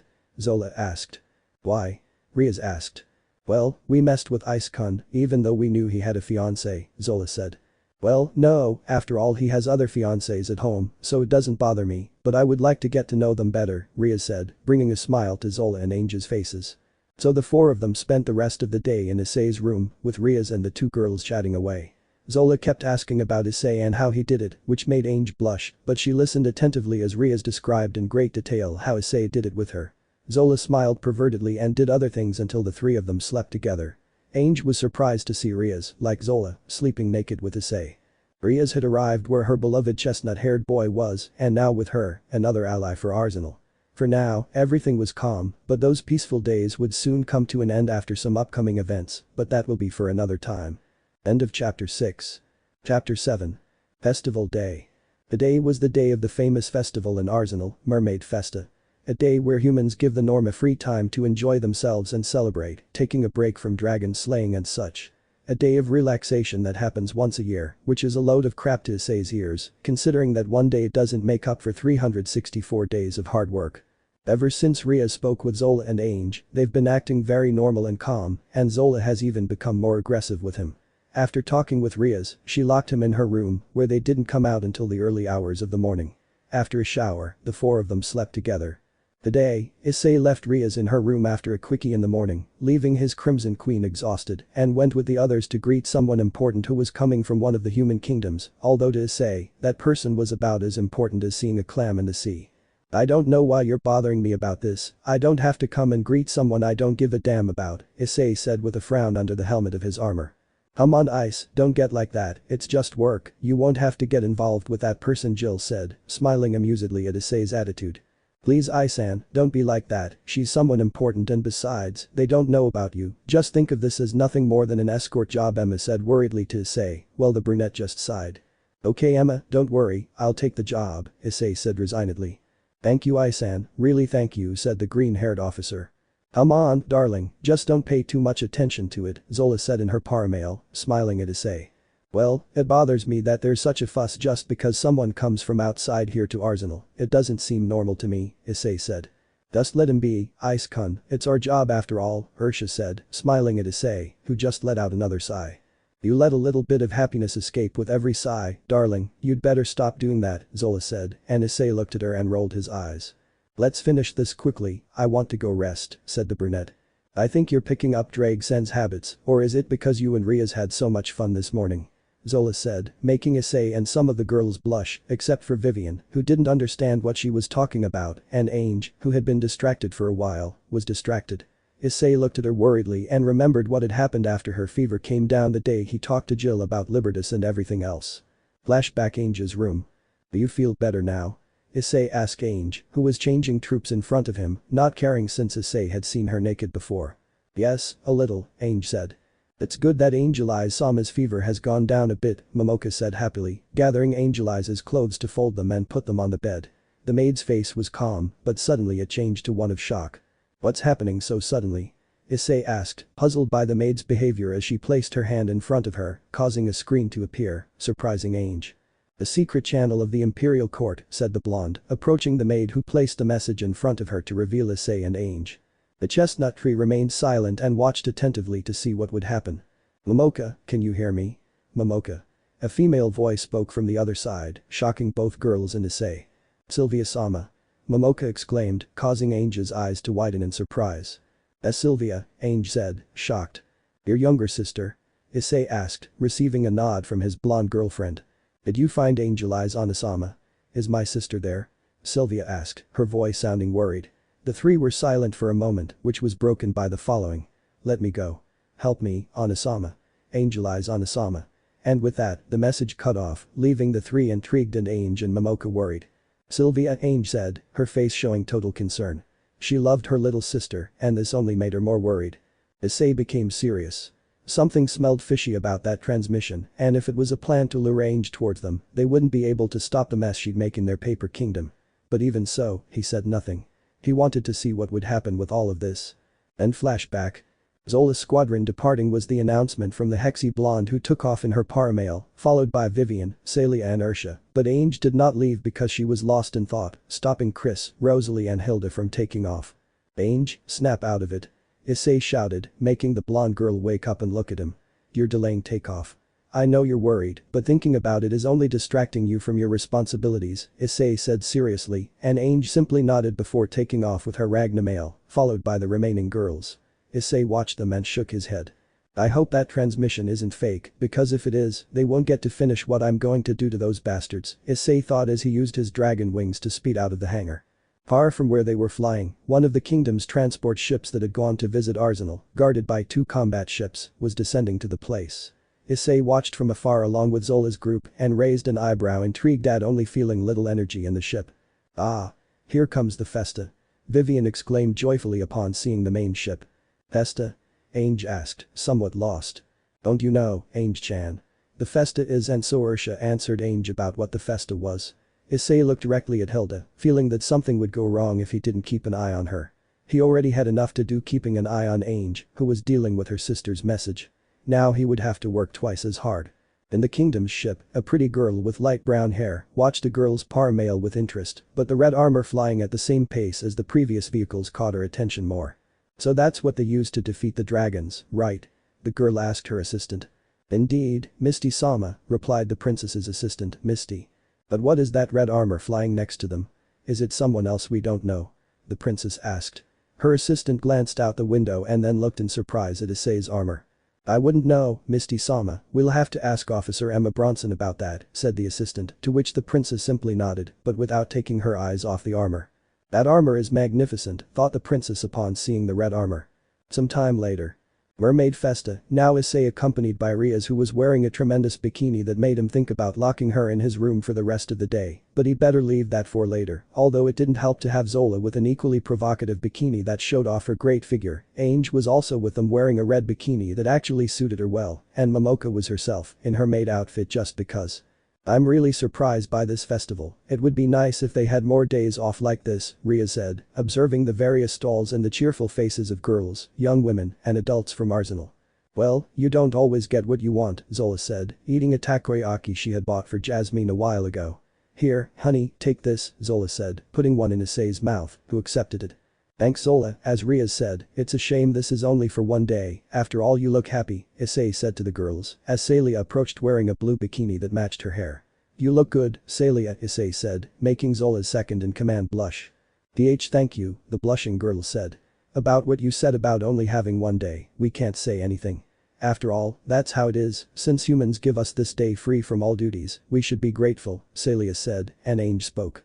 "An opportunity for the slaves to breathe," she said, earning a frown from Celia, but Zola smiled amusedly as she slapped her on the bottom, startling the blonde. Hey," the girl said, blushing and looking at Zola with annoyance. "Yufufu, what you said is one way to look at it, but oh well, who are we to contradict the words of humans? We should just enjoy this day to the fullest. Besides, I like taking the opportunity to show Ice-kun my hexiest swimsuit," Zola said, smiling as she grabbed Issei's right arm, since Rias, who was smiling at Zola's attitude, had taken his left. "Ah, let's have some fun," said the blonde, and Issei, freeing his arm from Zola and Ria's grip, hugged Ange from behind, who blushed. Ice," said the blonde, embarrassed, while Momoka also blushed along with Celia for seeing that kind of behavior in public. "Don't be like that, Ange. After all, you look really good in that swimsuit. The red highlights your beauty, and it makes me want to," he whispered the last part in the blonde's ear, causing her to blush so deeply that steam came out of her ears. This earned her amused smiles from Zola and Rias, and one from Issei, who affectionately kissed her cheek. This drew the attention of Momoka and Celia, the latter feeling something strange in her heart, seeing Issei so affectionate with Ange, but just as quickly as it came, it was gone. Meanwhile, Emma was in a finely arranged room with Princess Misty Rosenblum, who placed her teacup on the small table to talk to Emma.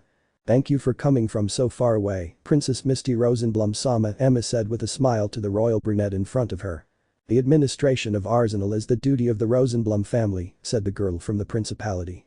They talked about things of no real interest until the girl asked something that made Emma sweat because it was something she shouldn't say even if she could. "I heard that Angel Eyes-sama is here, the princess of the Mitsurugi Empire." "Angel Eyes," the girl said, and Emma changed the subject, saying that there was no one like that here. Misty asked what really worried Emma. "Then look for her, because I want to see her.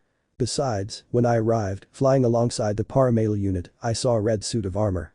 Who is the Norma piloting that armor?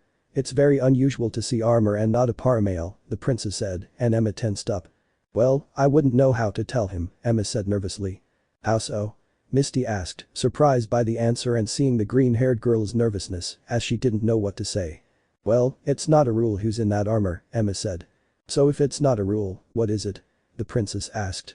Emma, for her part, didn't know what to do. She didn't know whether to tell the truth or not. She knew Issei would be upset with her if she said anything, but she didn't feel comfortable with the idea of Issei being upset with her. After all, he was a nice person. Well, I wouldn't know how to tell you the truth, it's complicated, said the green-haired girl, looking for a way to avoid saying anything about Issei. Is this something I shouldn't know?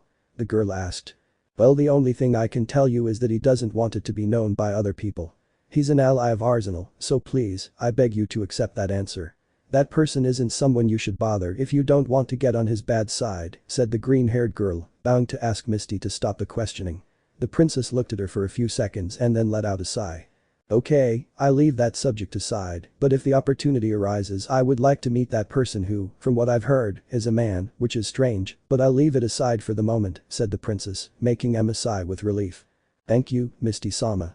I'm glad to know you understand, and if the opportunity arises, I'll introduce you to that person if you'd like, Emma said, smiling with relief, and Misty nodded. With Issei in company, the brunette was alone wandering around the beach. Zola and Rias went to see what they could find there. Issei saw Rosalie betting on pig races, and Chris blushed when he saw him but smiled at him, which he returned. Then he walked for a while until he found Ange and Momoka sitting near a table with an umbrella, the blonde seeming bored. Why the long face, Ange? You should relax like the rest of us, Issei said, smiling as he approached the duo of girls. Sama, Momoka said, causing Issei to stare at her with a blank expression. Don't call me that, Momoka-chan, it's very strange, said Issei. He could only accept it from the servants of the Gremory house or some others, but only because his mother-in-law told him to. Besides, for him Momoka is a friend and not a maid. I can't do that, besides being Angel Sama's partner, you bought me before, so that's why I'm addressing you like this, Momoka said persistently. You won't change your mind, will you? Issei asked. No, Momoka said, smiling. You know what? Let's just leave it at that. I'm not going to gain anything from this argument, Issei said, sitting down in the chair where Ange was, with her on his lap. Feeling the blonde's rear end against his crotch, Issei noticed the expression on his girlfriend's face and became serious. You're still thinking about that, aren't you? About your sister, the brunette said, to which the blonde sighed as she leaned back against her boyfriend's chest. There's no point in worrying, I can't do anything from here anyway, Ange said, smiling bitterly as Issei affectionately hugged her around the waist. Don't worry, we'll think of something, the brunette said, smiling at the blonde to reassure her, which he managed to do when he saw Ange's smile. Huh? Someone's calling me, Momoka said, making Ange look at her. Sylvia? The blonde asked anxiously, but Momoka shook her head. No, it's Momoka said, making a floating screen appear that showed that the caller was Emma. It's Emma-san, it's the officer, Momoka told Ange, who snorted at that. Oh, yeah. Ange huffed as she got up from Issei's lap to take his hand and lead him away, leaving Momoka there nervously wondering whether to answer or follow them. Ange walked hand in hand with a silent Issei who was just watching what his girlfriend would do. In the distance, he could see Rias and Zola laughing about something as they walked through the festival. Sama, Angel Sama. Momoka called, catching up to the couple. What happened, Momoka-chan? Issei asked the maid. There's someone who wants to see you both, the maid replied, impressing them both. Who is it? Ange asked. It's Misty-sama, Momoka said. Misty? Issei asked, surprised. Ange was equally puzzled, wondering who she was, until she remembered something from before they discovered she was a Norma. Misty Rosenblum? Ange asked Momoka, who nodded.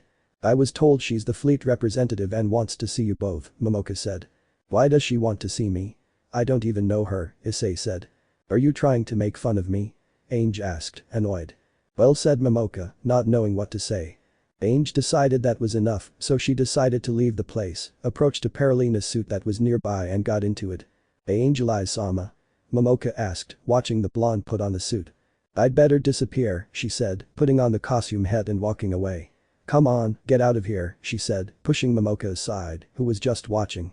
Issei, for his part, glanced at who was inside the tent and saw that it was Ursha who had been inside the costume all this time. She was wearing a bikini the same color as her hair and it looked great on her. But he looked at Momoka, worried, since Ange had left while he was looking at Ursha's body. And where did she go now? Issei asked Momoka, who sighed. He went that way, the maid said defeatedly. Issei approached to affectionately stroke her head, making the maid blush. Sama, the maid said, blushing. I'll make sure she doesn't get into trouble. You rest a bit. You deserve it. And I won't take no for an answer, since that's an order, is that clear?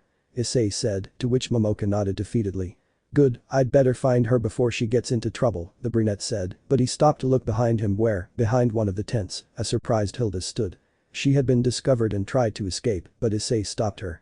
Now then, miss, tell me what you're doing here. Issei asked a nervous Hilda, frowning, since Momoka had gone off somewhere else to have some fun. And what's it to you? Hilda said, annoyed, but Issei frowned even more, making the girl nervous. It matters a lot to me, after all it seems you're planning something strange, you've been like this since this morning, and you're worrying me, Hilda, Issei said, changing his expression to a worried one that surprised the redhead with pigtails. Am I worrying you? Hilda asked, surprised, and Issei nodded. Yes, I'm worried about you, Issei replied sincerely. She blushed but calmed down. It's nothing, but if you want to know you can come with me so I can tell you, Hilda said, trusting Issei, and he nodded. Some time later. So you were on Zola's side all this time, and you also planned a lot to go see your mother, Issei said, leaning against a wall in the corridors of Arsenal. Hilda was next to him, sitting on the floor while hugging his legs. Yes, I always wanted to escape from here just to see my mother again, Hilda said, her head bowed. She explained why she behaved that way. Issei looked at her and let out a sigh, sat down next to her, and put his right arm around her shoulders to give her a hug that took her by surprise and made her blush. Ah, I understand. I imagine you didn't like it because of everything you went through. You pretended in order to survive. I'm upset because you'd break Zola's heart if she found out you hate her. She loves and appreciates you very much. She cherishes you, Chris and Rosalie with great affection, even if she doesn't show it. But it's clear you love your mother too much to endure this for so long, and that's admirable. I'll help you get out of here, but I imagine we'll need someone to pilot the ship, right? After all, neither you nor I can use monolite, Issei said, still hugging Hilda, who snuggled closer to him to feel his warmth. Yes, I thought about kidnapping Ange's maid, but now that you know, I think I'll have to find another method, Hilda said. Yes, I'll ask her, let's go, said Issei, getting up from the ground and then helping Hilda to her feet. Do you think he'll agree? Hilda asked. We won't know until we ask her, Issei said, and so they went to look for Momoka. Some time later Hangar. Angel-Sama will kill me if she finds out I agreed to something like this, Momoka said, crying comically while she was with Issei and Hilda. Don't cry, Momoka-chan, I'll tell him to make you do this, so don't worry about it, said the brunette, stroking Momoka's head. Sama is mean, how could he ask me to help him with an escape from Arsenal? Momoka said, pouting at Issei. It's for helping Hilda see her mother, I already told you 6 times, Issei said, looking at the maid who was crying comically. I'll go deactivate the arresting gear so we can get out of here before the festa ends, Hilda said, unable to bear seeing Momoka's whining and how Issei was calming her with head strokes, but then. What are you doing here, Momoka, Ice?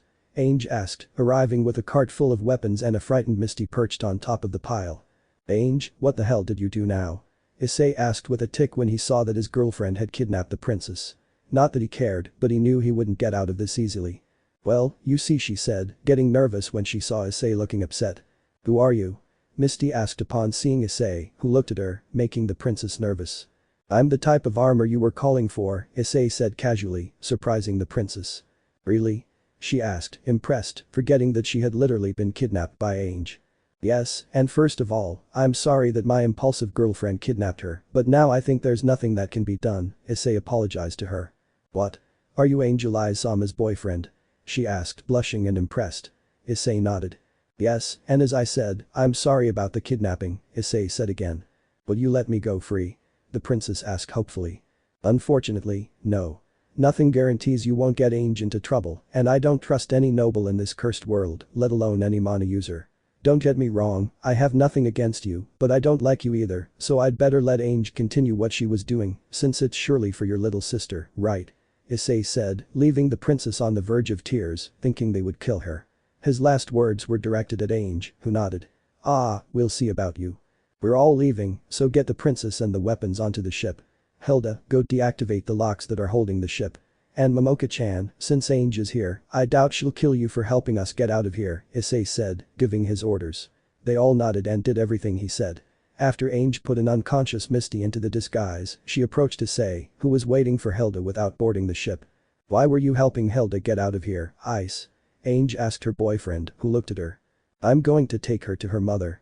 She misses her, so I'll help her. After all, you're going to see your sister. We both have almost the same goal. To see our families. Although, I feel like something bad is going to happen because of all this, Issei said, looking out of the base with a worried expression, a strange feeling creeping into his heart. Something bad is bound to happen. That really surprises me, I didn't think she had a goal like that, said Ange, who, despite detesting the Redeed for everything she had done to her, understood how she felt. After all, her mother died protecting her. After a few minutes Hilda came running to the hangar. I've finished what I had to do, now all that's left is to unlock the ship, Hilda said, approaching the panel that unlocks the ship. Using the hair clip hack, she activated the panel and quickly turned the key to unlock the ship. It's ready, let's get out of here, Hilda said, running until she was on the ship. Alright, Momoka-chan, it's your turn, Issei said to the maid. Hi, and so she started the ship and they began to leave Arsenal. Damn it, I have to tell Rias what's going on so she can tell the others not to think otherwise, Issei said, remembering that he had forgotten about the others. How will you do that? Hilda asked, and her answer came in the form of a magic circle of communication. Right, that magic, Hilda said with a blank expression. Rias, can you hear me? Issei asked. What's wrong, Ice? The Redeed asked from the other side, as she was with Zola watching the sports festival competition that Jasmine started. I need you to tell the girls the following, but first talk to Zola, so they believe what I'm saying, Issei said, explaining to Rias that he had escaped from Arsenal with Ange and Hilda after hijacking one of the ships. I'm going with Hilda to see her mother, and then I'll go after Ange. Tell the girls not to think badly of either of them, because they're both worried about their loved ones, and even though it might sound selfish, they need to see them. Also, tell Zola, Chris, and Rosalie that Hilda will talk to them about something important when we get back, so please, if they try anything to hurt you, just teleport away from there and take Zola with you, Issei said, his voice filled with concern at the end. Of course, darling, don't worry, I'll explain the situation to everyone, Rias said, and Issei nodded. I'll leave it to you, my Red Queen. See you later, he said, smiling as he cut off communication with Rias and looked at his blonde girlfriend and the Redeed, both sitting on opposite sides of the ship. He glanced at Perlina's suit where Misty was tucked inside and sighed. This trip will be very long, the brunette said, going to the cockpit to sit near Momoka, who was piloting the ship. But I still have this unease in my chest, Issei thought, worried. Don't worry, my friend, I know you can solve any problem that bothers your girls, Drake said to Issei, who smiled. Thank you for those words, friend, Issei said. I'll always be here to help you, after all, we're in this together, Drake said to Issei. That's true, but thank you anyway, Issei said, smiling as he looked at the sea from the sky. A long journey straight to some harsh truths for both girls who wanted to escape from Arsenal, one to see the one who brought her into the world and the other to see if her little sister is okay, although Issei felt that something bad was going to happen, but only one thing made him serious. I swear that if anything happens to any of them, I will plunge them into a hell of incandescent flames, Issei said seriously. Thus the Sekiryuutei helped two girls escape from Arsenal, still unaware of what fate had in store for them. Chapter 8. Arsenal after Issei and the girls escape.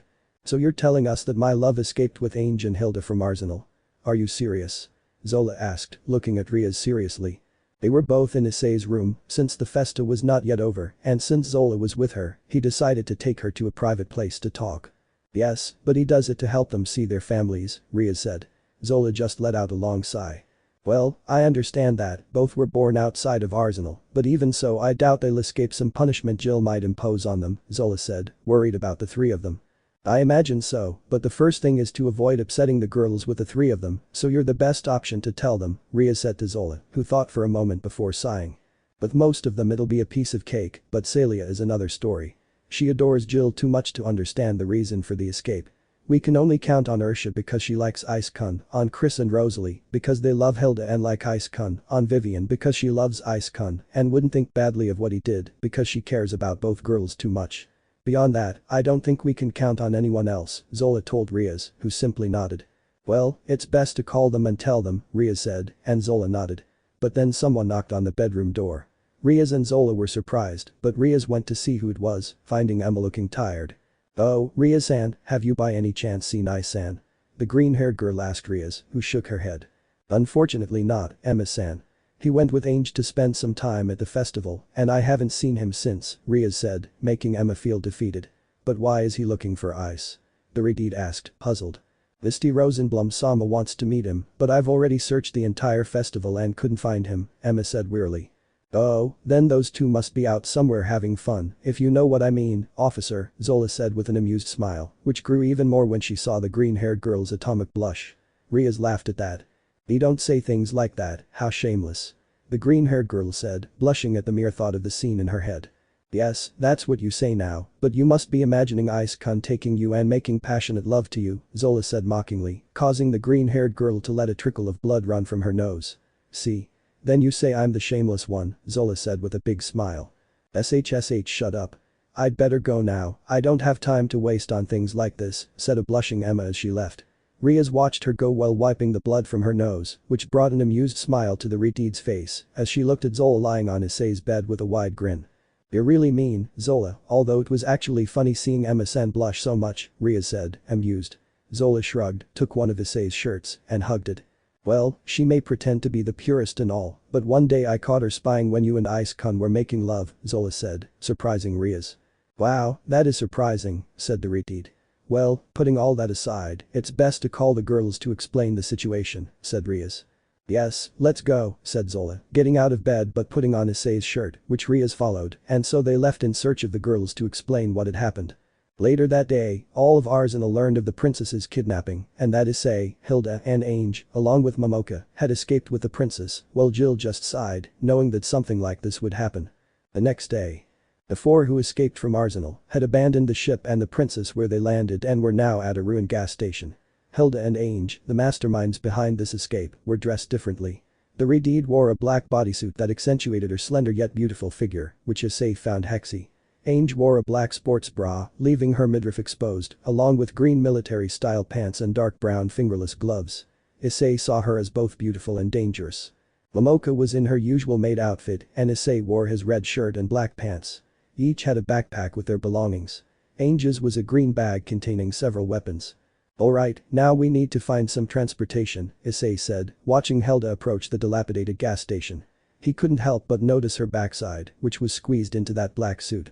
Ange pinched him, her face blank. Oh, sorry, I couldn't help it, Issei said to his blonde girlfriend.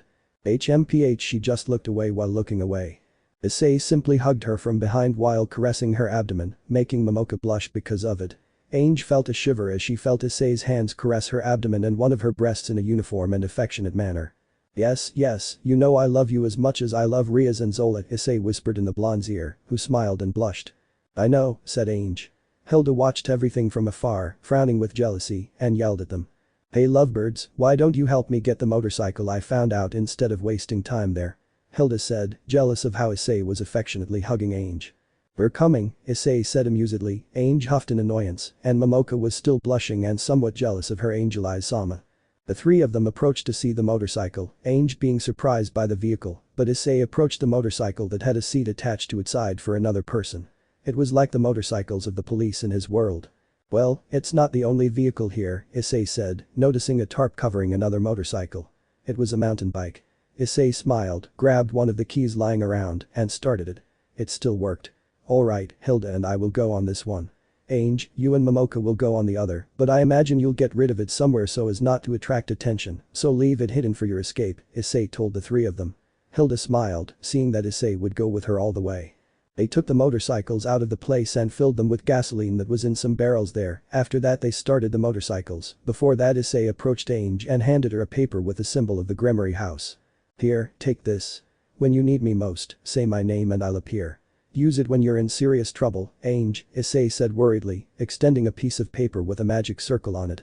Ange smiled at this and took the paper to put it away. Issei took her face in his hands and kissed her lovingly, which she returned. It was a 3-minute kiss, leaving only a thin strand of saliva between them. They looked into each other's eyes, smiling, and shared one last hug before separating. Take care, okay? I don't want anything bad to happen to you, Issei said.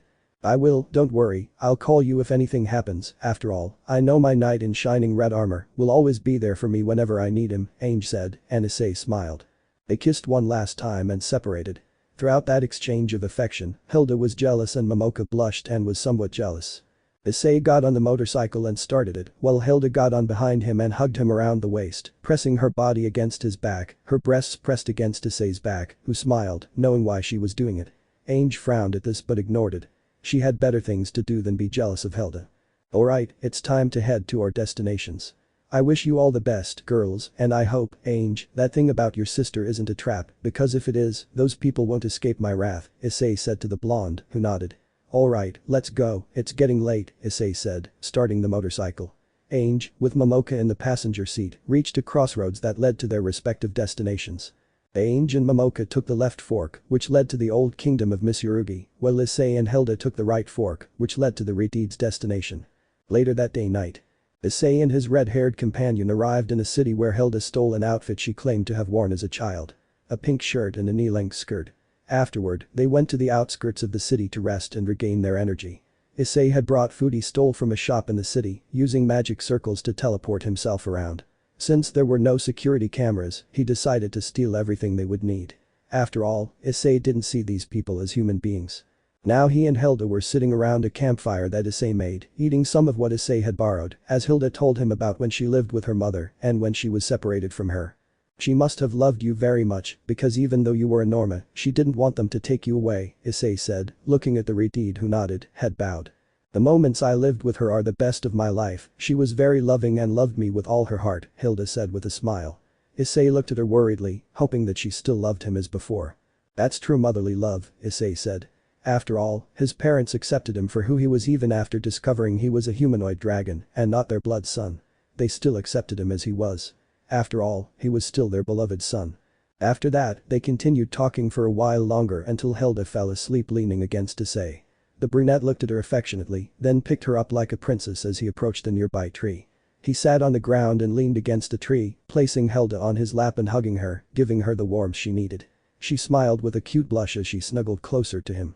Issei looked up at the starry sky and frowned as he held Hilda protectively. Even if that woman rejects her, I'll be there for her, the brunette thought as he fell asleep with the girl in his arms, and he thought something at the end, I hope things go well for you, Ange, Momoka-chan, and so he went to sleep with the Retide in his arms. The next day. Ice, wake up, Hilda's voice called to the sleeping brunette, who woke up to see the blushing but cheerful Retide still in his arms. Good morning, she said, smiling as she hugged Issei. Good morning, how did you sleep? Issei asked, to which she smiled and replied. The best, she said happily. After a while they separated, much to Hilda's annoyance, and began to gather their things. Hilda, not caring that Issei was there, changed her clothes, giving the brunette a show as he admired the Retide's naked body, which made him smile. Then she dressed in the clothes she had illegally taken from the city store and put them on. How do I look? Hilda asked, turning around. Issei smiled. You look beautiful, said the brunette, making the Retide smile. So they both left in the direction of the place where the Retide was born, and a few meters from arriving they walked on foot with Issei carrying the motorcycle. They walked along a dirt road that had apple trees on both sides, and the couple each took one. We've arrived, said the Retide, looking at the town in the distance. It was a small town with several houses with red roofs. What a beautiful town, the only bad thing is that it's inhabited by racist people, said Issei, but Hilda nodded. Well, except for your mother, probably the brunette said in thought. Yes, let's go now, I can't wait to see her again, said the Retide, smiling happily. Issei looked at her worriedly, hoping his mother wasn't like the rest of the idiots that plague this world. Yes, let's go, said Issei, being taken by the hand by the happy Retide. After a 10-minute walk, they arrived at the village, where they walked for about 5 minutes until they reached the front of the house where Hilda lived her childhood. Issei saw how excited and nervous the Retide was, so by giving her a comforting squeeze of the hand, he calmed her down a little. Go Hilda, go find your mother, Issei said, smiling at the Retide who looked at him. Aren't you coming with me? She asked, to which Issei shook his head.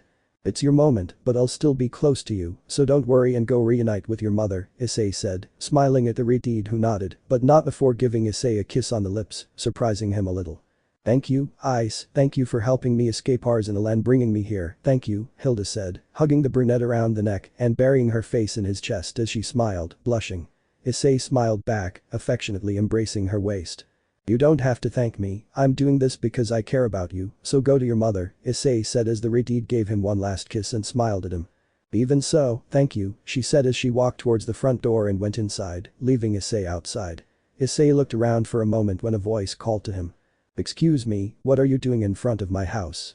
Asked a girl of about 14 years old with short red hair like Hilda's, besides looking very much like Hilda, she was a mini Hilda, she looked at him curiously, Issei felt that her energy and Hilda's were similar. His little sister, Issei thought in surprise. Well, not little at all, it's just that I thought the house was pretty, sorry if I scared you or anything, Issei said, smiling at the little girl who smiled back. No problem, if you'll excuse me, I have to go to my mom's, it's her birthday today, goodbye, said the little girl as she entered the house. Issei quickly used magic to hide his presence and slipped into the backyard, finding a scene he didn't expect, given how people in this world think. There were Hilda and her mother, whom he recognized by her hair, hugging each other while crying. Issei felt that the mother truly loved her daughter very much, which surprised the brunette greatly. No, that was an understatement.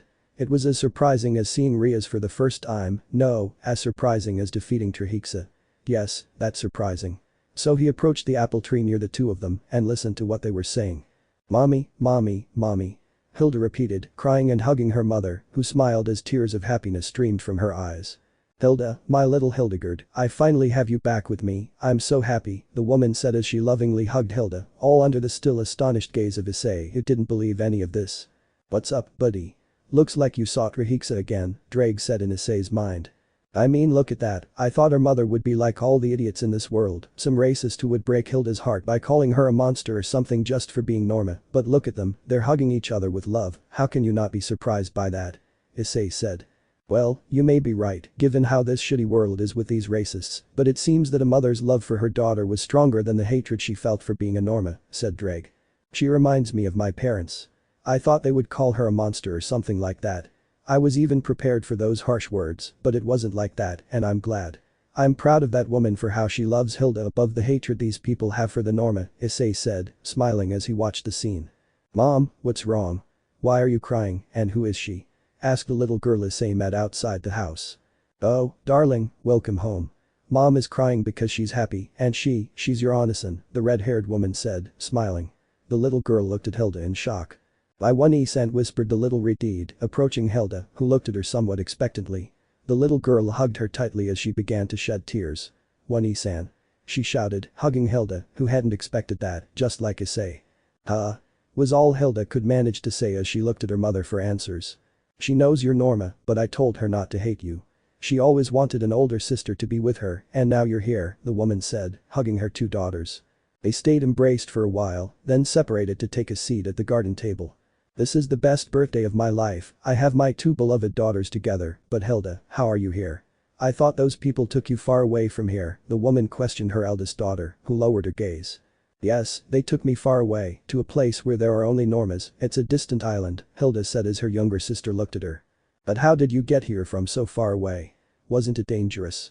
the woman asked worriedly, to which Hilda smiled. "Yes, it was risky, but to see you again I didn't care if I died trying, besides, I didn't escape from there alone, I had help," Hilda said, surprising her mother and sister. "Who helped you get out of there?" she asked, making Hilda smile with a beautiful blush on her face.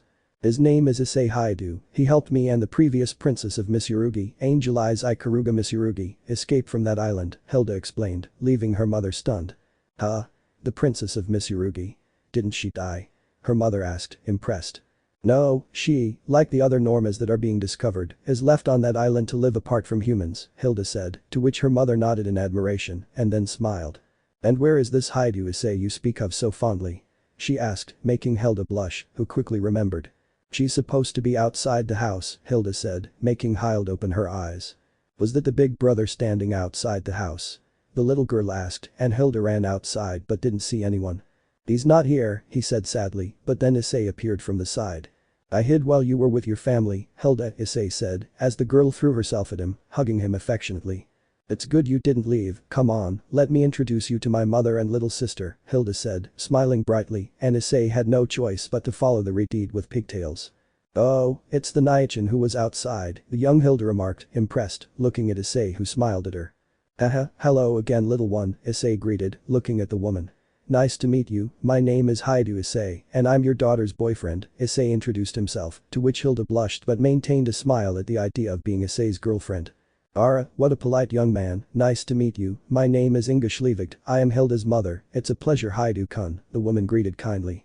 "Call me Iser Issei, whichever you prefer," Issei said, to which the woman smiled. "Well, Ice-kun, why don't you join us for lunch? I imagine you must be hungry," she said, smiling kindly, to which Issei nodded. "Of course, I'll gladly accept," said the brunette, smiling, making the redhead with pigtails smile. The four of them entered the house so they could get to know each other, or at least the mother and the younger sister could get to know the chestnut tree. Hours later night. Issei and Hilda were sitting under the apple tree in Hilda's garden. Issei had the redhead between his legs as she smiled happily while Issei hugged her around the waist, both looking at the stars. "Thank you, Ice-kun," she said, smiling genuinely happy. "Why?" Issei asked. "Thank you for helping me get out, thanks to you I was able to get home after many years, you are my hero," she said with a sweet smile, while Issei was a little embarrassed. "It was nothing, although I found it strange that your mother didn't kick you out of the house just for being Norma. It's clear she loves you so much that she loves you, even if you're not able to produce mana," said the brunette, as Hilda sighed. "I was surprised too, I didn't expect that, and I was prepared for the worst, but it seems my fears didn't come true, and that makes me very happy," Hilda said, as Issei hugged her a little tighter, while she smiled with a cute blush. Then she turned around, straddling Issei while looking at him with affection in her eyes. "Thank you for bringing me here, you're the best, my beloved hero in red armor," she said, closing the distance between them and giving him a kiss full of love. Issei gently embraced her around the waist as she ran her hands along his neck, their tongues dancing together in a passionate kiss that revealed the Retide's love for the brunette. The kiss lasted for several minutes, punctuated by brief pauses for breath. When they finally broke apart, a strand of saliva connected them as they gazed into each other's eyes with affection. "I love you," the Retide said with a beautiful smile. "And I love you too," said Issei. Watching them from the kitchen window, a smiling Christine observed her daughter's happiness with her new son-in-law. "Dude, I'm sorry to interrupt your lovely moment with your new girlfriend, but your blonde girlfriend is in trouble," Drake announced, to which Issei became serious because he felt the magic circle he gave to the girls activate, meaning, trouble. "Why so serious, Ice-kun?" she asked, noticing her new boyfriend suddenly become serious. "The girls are in trouble, I have to go help them," Issei said, kissing the Retide. "Forgive me for ruining the moment, but they need me, and I won't let anything happen to them," Issei said, to which Hilda smiled. "Though for them, after all Ange is your girlfriend, and she wouldn't be a good girlfriend if my boy didn't save one of his girls," Hilda said, giving a chaste kiss to the brunette who smiled at her and hugged her. "I'll make it up to you, I promise," Issei said, to which Hilda smiled pervertedly. "Oh, I know what you'll do to make it up to me, darling," she said, and Issei knew what she meant. They both got up, and Hilda looked at Issei who was walking away to leave the house. "Take care and bring them back carefully," Hilda said, to which Issei smiled as he left the property. Hilda's mother went outside to see what was happening. "Why did your boyfriend leave, daughter?" Inga asked, to which Hilda smiled. "She's going to save some friends, so to speak," Hilda said, missing her mother. "The former princess of Misunderstanding?" she asked, to which her daughter looked at her. "Yes, it seems they're in trouble." "Come, let me explain what happened," Hilda said as she and her mother sat down at the garden table to chat about what was going on. With Issei. Only his figure could be seen along the dark path where he had arrived hours ago with Hilda, but his eyes shone green with anger. He knew his blonde girlfriend had fallen into a trap, and now he would make those bucking idiots pay for messing with a loved one. "What's the plan?" Drake asked. "Go and get the girls out of that damned place, the rest is a matter of how many dead there are," Issei said as he used magic to summon a motorcycle he had stored away, which he didn't use because he didn't feel it was the right time. The black Harley Davidson with a dragon's head on the handlebars was a gift from Azazel, who noticed how much the brunette liked it. The dragon design was put there by Azazel himself, as he thought it would look great, and he was right. Issei got on the motorcycle and started it up. As the engine roared loudly, the brunette looked ahead seriously and created a large portal that would take him to where the girls were. "These idiots are already dead," Issei said, starting the motorcycle and heading towards the portal. "Only they haven't been warned," hehe, said Drake, as in a scarlet flash they disappeared from the path going in search of blood, in search of the girls, yes, that's it. In the castle where they had Ange ready for execution, they didn't expect an annoying and irate Issei to arrive and cause a disaster that would make them shit their pants. Chapter 9. Moments later, Misunderstanding Kingdom. Angel Eyes did everything right, reaching her goal even when everything was against her. She fought with all her might and reached her objective, forging her way through all the obstacles that tried to stop her until she found her precious little sister. She hoped she was alright and saw her being detained by some guards. In the end, everything turned out alright. She arrived and saved her sister, who approached to give her a hug. Yes, everything turned out alright, or so she thought. Her sister stabbed her, literally, beginning to verbally assault her, saying hurtful things that deeply affected her, and letting her know that everyone in her former family hated her just for being Norma and deceived her in the most vile way, with her bastard brother orchestrating it all to trap her and, according to him, judge her for having been born. There she was, hanging by her hands from a wooden frame while her younger sister whipped her, shouting utterly stupid reasons at her, like it being the norm, the fact that she was born, and that she had caused her disabilities. All the while, the people gathered to witness the execution cheered as if it were something good, reminiscent of the witch hunts carried out by the Catholic Church. Meanwhile, Julio explained his elaborate plan, having used poor Momoka, who was utterly shocked to learn that she had been used in a despicable scheme that had affected her beloved Angel Sama. The imbecile got up from his seat to look at the pathetic little people who were waiting for the speech of their beloved new king. The empress died in her absurd attempt to protect Norma, and the cowardly emperor was executed for deceiving his people, Julio said as Ange opened her eyes in shock after hearing her father's fate. The abominable Norma who carries royal blood, Angel Eyes, with your judgment the purification of the royal family will be complete, he said as Angel Eyes looked at him with contempt. Tonight, the country will be reborn, the new empire of Misuragi. As Julio I, Emperor of the Holy Empire, I demand that this Norma be executed, the imbecile declared, as the people screamed with excitement at what he had said. Angel Eyes looked at everyone while she was in shock. These people, all the people she met looked at her as less than a rabid animal that had to be killed. These were not human beings, they were monsters. She was led by the guards to the execution platform where the gallows awaited her, all the while questioning everything. Pathetic, said one of the girls who used to be Ange's friend. That's what you get for lying to us, said another, while looking angrily at Ange. Why? Why must I be executed? What crime? Ange asked as the first girl who spoke through an egg at her, hitting her in the face. Shut up, Norma, don't you remember what you did to me? The girl asked, as if what Ange did to her was the most unforgivable sin. I just kicked you a little and tied you up, it's not that big of a deal, Ange said, while the girl acted as if what Ange said was something very serious as she collapsed onto her knees. A little. How horrible, said the girl, bursting into tears as her friends comforted her. That doesn't justify an execution, Ange said. That would be the case if you were human, said the second girl who had spoken, sounding annoyed. You're a Norma, you're not human, said another of the girls. You made a lot of people unhappy and uncomfortable, that's why you're being executed, said one of the girls as if it were the most obvious thing in the world. I think the people in Akame, Georgia kill are more reasonable than these bucking bastards, and in AGK they're monsters in human skin. Are you telling me to die in silence because of this? Like a farm animal? I ask.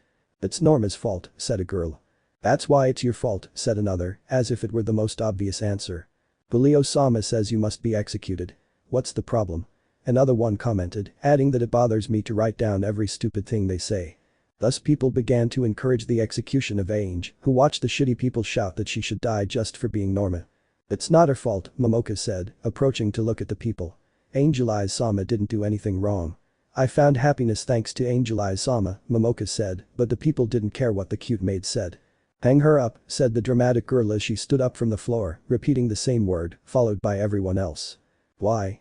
Why does Angel Eyes Sama have to go through this? Momoka wondered in shock after seeing how people are, but she immediately remembered something. Here, take this. When you need me most, say my name and I'll appear. Use it when you're in big trouble, Ange. Momoka remembered the paper Issei had given the blonde, which she had passed to her in case she lost it. In a swift movement, Momoka put her cuffed hands into the part of her chest where she had the paper. I hope it works like he said, Sama, please help. Thought Momoka and shouted as she tried to get away from the idiots, that shout making a piece of paper that the maid had in her pocket glow.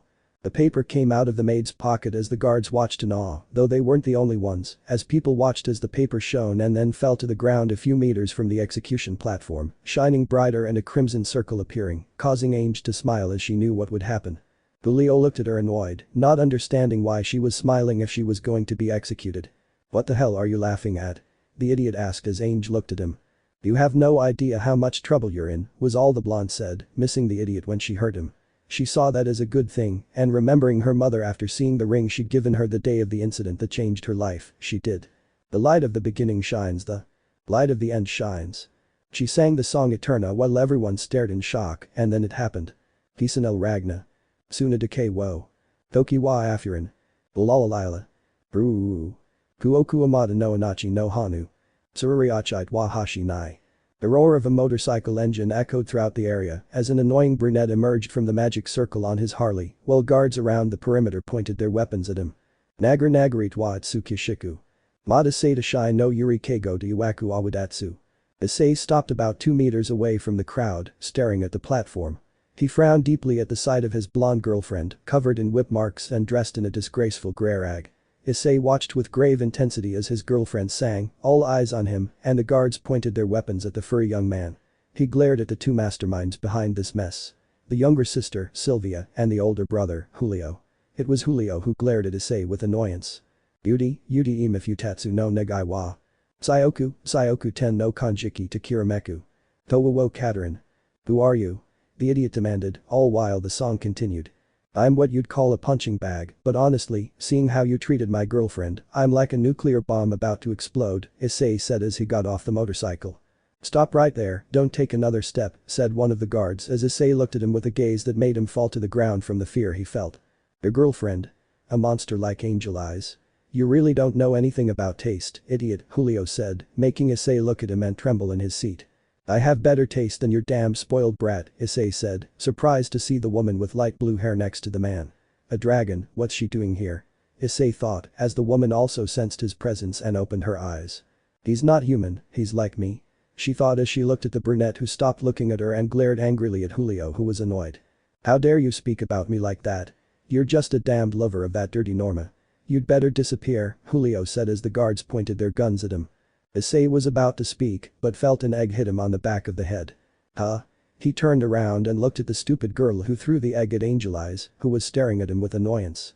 Don't disrespect Julio-sama, you disgusting normal lover, the woman said as Issei looked at her seriously while approaching at great speed, standing in front of her and scaring her to death, as well as the others around her. I'm not one to hit women, but you stupid girl, you're not a woman, you're just a sack of meat who discriminates against others, and well, my morals are going on vacation because of that, Issei said, retracting his fist and delivering a powerful blow that broke her nose and knocked out a large portion of her front teeth, leaving her unconscious and in a pool of her own blood. Everyone screamed in fear, moving away from Issei, while the girl's friends helped him get out of there. Paris yo el Ragna. Irei Zenbu. Kururi 2. Bulalalila. Issei turned around as he listened to the beautiful voice of his girlfriend who couldn't stop smiling as she watched Issei give that bitch what she deserved. Anashimi yorikobi to koku seimo. Jin no kawakara mariba. What are you waiting for? Shoot that freak. Julio ordered, frightened as he watched Issei move at great speed just to hit the girl. Subit wa toki no yum hanabi. Adakami no mi no mabataki nai ki karen. Well, it's time to deliver some justice, Issei said, summoning the boosted gear as he covered himself in the red armor under the astonished gaze of everyone. An armor? Where on earth did that armor come from? Julio wondered, more than scared, all while his assistant looked more than impressed at Issei, since she had received reports of a red armor, and now he was there rescuing the blonde. Hibikima arabeki sugadei. Awaku keiko no denshu eru gamama. Towa wo inarin. I'll have to report this as soon as I finish this, she thought, knowing she had a mission to accomplish, even though she had to put up with the bastard by her side. The bullets came flying as Issei dodged, while the idiots behind him were hit by the failed shots, and they started running away from it before being riddled with bullets due to the guards' mistakes. He appeared at great speed in front of one of the guards and delivered a powerful punch that shattered his skull from the inside, causing him to fall more than dead. He quickly moved to the next guard and delivered a downward blow with his arm, breaking both of the man's arms, before striking him again in the back of the neck, killing him instantly. Then he moved swiftly and kicked another guard, rupturing his organs, and continued killing all the guards under the terrified gaze of everyone. What in the world is he? Julio asked, frightened, as he witnessed the massacre Issei was carrying out against his guards. Ange smiled as she watched her boyfriend destroy all those idiots while he continued singing. Yudi ima futetsu no negai wa. Sayoku ten no kanjiki to Kirameku. Towa wo Katarin towa e2. Stop singing the mother song, you damn monster. Sylvia shouted angrily while Ange just ignored her. Buom. Issei had destroyed the guards' armed vehicles, and through the flames he walked slowly up to the platform while being watched by the terrified guards who retreated, not wanting to suffer the same fate as their companions. Well, should they leave or should I leave them? Issei asked, not letting them finish before killing them with a dragon shoot. I'd better leave them, Issei said until he was in front of his girlfriend, who finished singing and smiled. You have a beautiful voice, Ange, Issei said, smiling at his beloved, who looked at him smiling back. You certainly know how to stir things up, my beloved knight, she said, smiling. Well, just the usual, Issei said, downplaying the situation to look at Momoka. Are you okay, Momoka-chan? Issei asked, and she smiled at him. Yes, I'm fine, Ai-sama, said the maid, now more at ease that the circus was over. Issei gave Ange a loving kiss, which she returned under the watchful eyes of her brothers, who hadn't expected it. Momoka was also jealous of Ange. Issei left his girlfriend and looked at the idiot and the little brat beside him, as well as the beautiful woman with light blue hair, who blushed at the sensation of Issei's power, something she hadn't expected. Well, you heard my beautiful Ange, and as they say, an eye for an eye. Issei vanished in a blur of speed that even the woman named Riza Randog didn't expect. Issei reappeared in front of the terrified Julio, who hadn't anticipated that. And the world will go blind though you lose an eye, haha, Issei said, plunging one of the armor's fingers deep into Julio's left eye socket and pulling it out, the man's eye still on the finger. Damn, I got covered in garbage, Issei said, throwing the eye away with a disgusted look under his helmet. Ai. Julio screamed in pain as he clutched his bleeding eye socket. His sister fainted beside him, and Issei, leaving her alone, looked at Riza, who stared at him in astonishment. The brunette made his helmet disappear and simply smiled at her before turning to go to his girlfriend and the maid, who was startled by what he had done. We're leaving this pigsty, Issei said, approaching his girlfriend. As much as I enjoy seeing your hexy body, we need to get you some clothes. Ange looked at him with a frown, clearly pained. Don't make me angry, Ice, she said, and Issei smiled. Momoka-chan, we're leaving, said Issei as the maid quickly approached so that Issei could easily break them on the handcuffs. Thank you for appearing, Ai-sama. I was so afraid something would happen to Angel Ai-sama, the maid blurted out, truly terrified. Issei hugged her, knowing she was only putting on a brave face to protect her beloved Angel Eyes. There, you were strong, Momoka-chan, said Issei, patting the poor maid's head. The three of them headed towards Issei's motorcycle. You had this motorcycle all this time? Ange asked, while Issei laughed nervously at the death glare the blonde was giving him. I forgot, all that stuff about the escape was too fast for me to remember, Issei said, as the blonde looked at him seriously, but then calmed down. The brunette sat down in his place as the blonde settled in front of him, causing Issei to raise an eyebrow at that. What? Is there a problem with me going there? She asked, while Issei shook his head. None, just don't move around too much, Issei said when she ignored him and pressed her bare bottom against his crotch. Ange, darling, don't tempt me, Issei said, but she ignored him. Momoka, blushing, sat behind Issei and hugged him around the waist. Well, let's go, said Issei, opening a red magic circle and starting the motorcycle. Is that you're the blonde asked, feeling something hard against her backside. I warned you, now hold on tight, Issei said as he started the car, leaving the place with the two girls. At the site where Angel Eyes Ikaruga Mitsurugi, the stain on the Mitsurugi royal family, was supposed to be executed, there was now nothing more than a simple panorama of death and destruction, with the multiple corpses of the guards alongside several civilians who died from the crossfire, a traumatized Sylvia, and a pained and terrified Julio who was being attended to by Riza, who still had to contact her bosses to tell them about a recent discovery. Moments later, Issei, along with the two girls, was riding his motorcycle towards Christine's house. Seriously, you're a horny idiot, Ange complained as she felt a certain anatomical part of Issei between her buttocks, although the truth was, it didn't bother her.